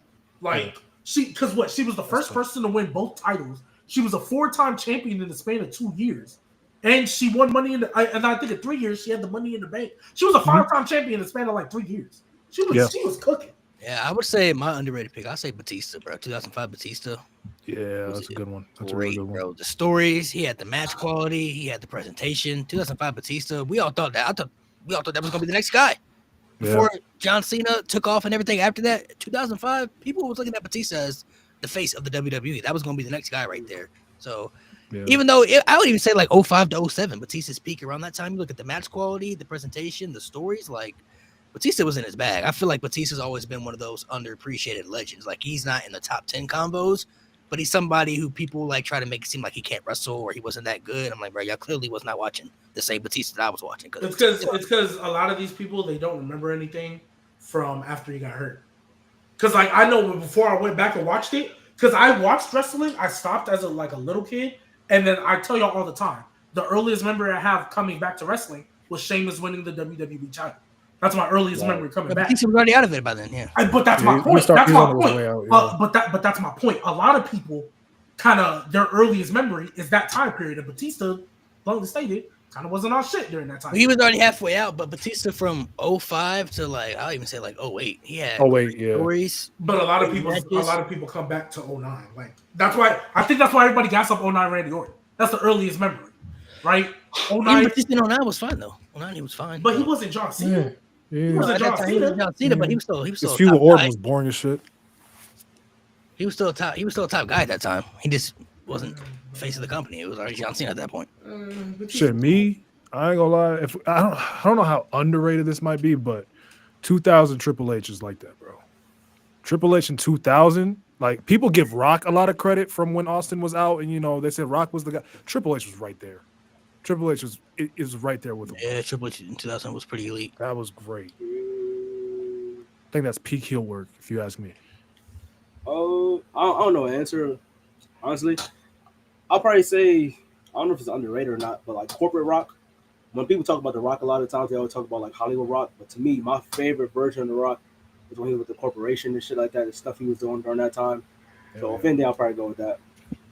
Corporate Rock was valid. It was valid. We talking about corporate Rock. Let's not forget corporate Kane, man. Ew. All right, I think we end off on that note. Hey, I'm not lying. That period of time where R-Truth was just interrupting random segments and was like confused, and he'd be like, "Oh, my bad. Hey, Tennessee, y'all be good." That. Yeah, that you said that was. I mean, that was funny. Yeah. But we didn't. I thought you were talking about 2011. Jacob Fatu is a babyface now, guys. Oh yeah, thank God. Yes, beat Jacob the shot of Fatu's Solo, please. Please put Plant to ass on Solo. You know what this tells me? Relax, you know what this tells me? Solo's about to be U.S. champion. You want to know why? You want to know why? Not a world title. You want to know why he's about to be Jacob Fatu for that U.S. title? Why? Because Tongaloa and Tama Tonga back on the way. They're on the way. Oh, it's about that time Tongaloa should be back from his injury. I think that's why they did it now. Because that's like going to be the SummerSlam match for the U.S. title, and they're going to come back. And then they help him. Yeah, okay. Yeah, they're going to come back. So basically, JC Mateo's the replacement of Jacob. Yeah, so and that way, because I think they realized early on, oh yeah, Jacob Fatu's the star. And you know what WWE like to do. If you put somebody in the group, but oh shit, you're a star, we're going to make you your own thing. Yeah, Jacob Fatu need to be on his own. I mean, I told y'all the next big three gonna be Braun Breaker, Jacob Fatu, and Obafemi. That's the next big three right there. That's gonna be the next big three for the future for WrestleMania main events, for top guy status, for World Championship pushes. It's gonna be Obafemi. Hey, I don't know. Apparently, Triple H don't like black people, so I don't know if he can do that. I don't know. Obafemi, I don't know if he can do that. Triple H don't like black people. No, if that's the case, then that's what 07 Taker. Damn, I forgot. That's what they tell me, Donnie. I don't know. That's what they tell me. I don't know. I don't see that, but hey, you know what I mean? That's what they say. That's what they tell me. If that's the case, I don't know why the New Day and Street Profits holding tag titles in. I don't know why they hold and Naomi won Naomi won Money in the Bank. Money in the Bank. And they trying to make out of everybody that ain't gone down to NXT, you know who did it? Jay Cargill. But hey, everybody that Stephanie went to NXT. Jordan, NXT. Julia, NXT. Jay Cargill, yeah, no, you're going to be in a group with Bianca Belair and Naomi off-ring. There you go. All right, fellas. Well, appreciate you guys. I'll be back next week. Next week, we actually, so for the people watching the pod, we know we always do WWE content and everything, but we are going to start doing more AEW content now on the show moving forward. A lot of us are really tapped in with AEW right now, and we feel like it's only fair for us to kind of talk more AEW because we always talk about WWE, the highs and lows. AEW is going to have highs and lows as well, but a lot of us are really liking AEW right now, and we got All In coming up, which is shaping up to look like one of the best wrestling shows of the year. So we are going to talk more AEW moving forward. So next week, make sure you guys tune in. We're going to be doing a little WWE and AEW conversation, so I can sprinkle in right now. You have to tune in next week to see the full conversation. So, Donnie, appreciate you for pulling up, man. Appreciate you having me, man. Yeah, having conversations. No, before we get off, you got to give we ask every guest before we leave. You got to give us a hot take, bro. Oh boy, that's how we're going to get off. Damn, a hot take on the spot. Damn. Hey, you can tell him. Hey, you can tell him that you like Jack Swagger's theme song. Oh, brother, it's trash. Wait, hold on. Which one are we talking about? Jack 1-2. Oh yeah. No, I don't know about that. But damn, I ain't gonna lie, I don't have one on top of my head right now. Hot take. That's something. It could be. You got a hot take that you talk about all the time. The shit that I say is like it should be normal opinions. Logan Paul is good. Becky Lynch is a GOAT. John Cena is a GOAT. Like those are basic, knowledgeable shit. Logan Paul's good. I mean, I don't know. Some people might disagree. What are you doing here? Some people might disagree with that, depending on who you ask. I guess I can say this. The perception around this brand shit, logo shit, I feel like people are over exaggerating. Like the Slim Jim shit on the table, niggas are making a whole big thing about that. I'm like, bro, it's a fucking logo on a table. You know what I'm saying? That's a hot topic right now. To me, niggas are over exaggerating shit. A lot of shit is just forced in terms of that. So me personally, it's funny. It's funny seeing all this stuff. But let's be real. I have never heard somebody watching the UFC fight complain about that monster. I'm saying though, when you're watching a UFC fight, it doesn't take away from the moment, the knockout, the submission, whatever. It doesn't take away from the moment, even though they got branded shit everywhere on there. But it's just new, and it started with Prime because the first person to do it was Logan, and everybody like that was Logan. Yeah. And then now they see, because I don't know if y'all know this, Prime not on the ring no more. No. Prime is not on the ring no more. It's other different stuff. So it's just kind of you know what I mean? But I'm with you. I made a video about it. I'm like, bro, it's just a logo at the end of the day. I don't know. I think it's dumb, but I can understand it at the same time. It's like, oh shit, you got a Slim Jim logo on the table. It's not gonna take away from. They got the Cash App on the Money in the Bank. I'm like, bro, what are we doing? That one did look weird, but at the end of the day, Naomi's probably gonna get the caution tape around the briefcase anyway. So, anyways, yeah. Fireball ladder is kind of nuts, but whatever. No, I actually like that one because I'm tired of just seeing the bland old ladders. We get to see at least some color to it, some red, something. What the fuck? That shit was at least better than the bland old ladder, bro. Hey, so Donnie, what's up? You like the red sails? The red. Ooh, that was ass. The red steel cages and the red Hell in the Cells. It's true. It's just the color at the end of the day. You feel me? Add a little color, add a little flair to it. Just add a little color to it. Come on, man. That one was bad. That was a terrible. But I hope everybody's ready for a fail cash in tomorrow. I love. I don't think he's gonna fail, bro. I love No Name, and I don't even think he's gonna cash in tomorrow. I'm not even 100% that he will. I love No Name and I love our setup, but sometimes, man, I wish we could go live like on Tuesday or on Monday, because man, some of the stuff that be happening right after shows, and then we get to Raw after. I'll never forget. Malik made a clip about it, but when Seth took some time off, I was like, man, I don't even remember what we were talking about. I just made a comment. I was like, man, that back though. Like, y'all see the way he was walking? He's not gonna be back. I wouldn't be surprised if Seth don't come back till SummerSlam. Nigga was back the next night. I'm like, why are you here? Go home. Like, raise. He fried you, bro. He saw the pod. Triple H saw the pod. And he's like, all right, get Seth on the phone. Yeah, Donnie, there's a running joke around here, and it's not really a joke because he keeps proving us right. But he watches this podcast. Really? Yeah, because at this point, there's been too many instances where like it'll be like, look, this is all you need to do, word for word, bar for bar, and he does the exact same thing. I have 2 records of it at Mania. I think Nate had one, and Jade, I think, had another one. I don't remember what theirs were, but I know mine were both Mania plays. Mine was fixing Cody. Huh? What? Malik had Bronson Reed. Oh yeah. Malik had Bronson Reed. Niggas try to tell me that wasn't gonna happen. Bad idea. I'm like, all right. I didn't say it was bad, but I was just like, I don't want to see it. I wanted to see Sammy turn heel because God knows he needs it. Nah, Sammy's too baby. Yes, he does, bro. For what? No, he don't need it. Because, bro, I'm not gonna lie. Sami Zayn is not winning world title as a babyface. I'm just here to tell you. No, you're crazy. He's not. Okay, I'm sorry. Let me rephrase. He's not winning his first world title as a babyface. That's where you start losing me. All right, but before are y'all big on Sammy like that? Like, yes, for real, y'all big on Sammy like that? Because I've been big on Sammy since 2016. I've been off him ever since he beat Gunther, and then was still acting like an underdog. I've been off him. I hear you. I've been off him ever since. And like even right now, like, what you want to say real quick, Donnie? Now I got 2 questions I want to ask y'all. It don't have to be no long answer, just quick little answers. First, out of HBK and The Rock, who is the better rival for Triple H? And the second question is, which title reign is better out of Drew McIntyre's like his pandemic title reign or his or Daniel Bryan's plant ego friendly title reign? We're having those 2 debates. This Tuesday we're having on Talk of Blaze. Daniel Bryan's plant ego elite. Yeah, I agree. That's better. Okay, so what about who's the better Triple H rival? HBK or Rock? I'll go Sean, but damn, that's close. That's close. We having this debate tonight. You said who? HBK or The Rock? Who's a better Triple H rival? I'll go Sean, but like the tiniest. Yeah, I'll say Sean because there's that DX connection in the. Yeah, like that story, the longevity of that story was crazy. Right, you can have that in there. But you got Backlash 2000 on top of that with. I would say Shawn Michaels because I feel like him and Triple H had better matches. SummerSlam 2002, Elite. Yeah.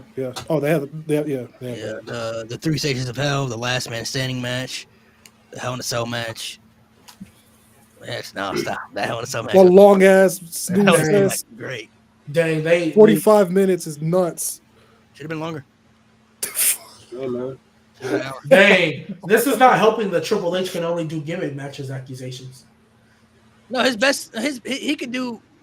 he can have matches without gimmick. His best matches are gimmick matches, though. His best matches are gimmick matches, but he can have regular good ass singles matches. He can have good matches, though. His best ones are He did it with Rock. The match at Judgment Day, the Iron Man match. That's pretty much it for me. I don't count that. Like, all right, fellas. Finn Balor on a win streak this week. We're gonna make it 2 straight weeks without a loss. That is not an accomplishment. I'm sorry. He's done. I hate to say. Oh, one thing. One thing. Okay, now this is the last thing I'm gonna say too. Can we please? Oh my gosh, I've seen people say this. It's driving me nuts. Can y'all please stop saying Carmelo Hayes is as cooked as Finn Balor? I do not want to hear that on the same time. Who's saying this? People are saying that. People are saying because Carmelo Hayes didn't qualify for the Money in the Bank and he's been losing and he's been with the Miz and everything. They're saying he's as cooked as Finn Balor on the main roster. Not even the same. Not even the same. I don't do a victory lap when Carmelo Hayes gets a win, but I do it with Finn Balor. I'm not trying to hear that. I'm not gonna lie. Carmelo Hayes ain't cooked at all. He's in a great spot. Literally, ain't. I wouldn't say great, but I hear you. No. You want to know why he's in a great spot? I'm gonna tell you why he's in a great spot. Last time Miz took someone up under his wing, what happened? Who? Daniel Bryan.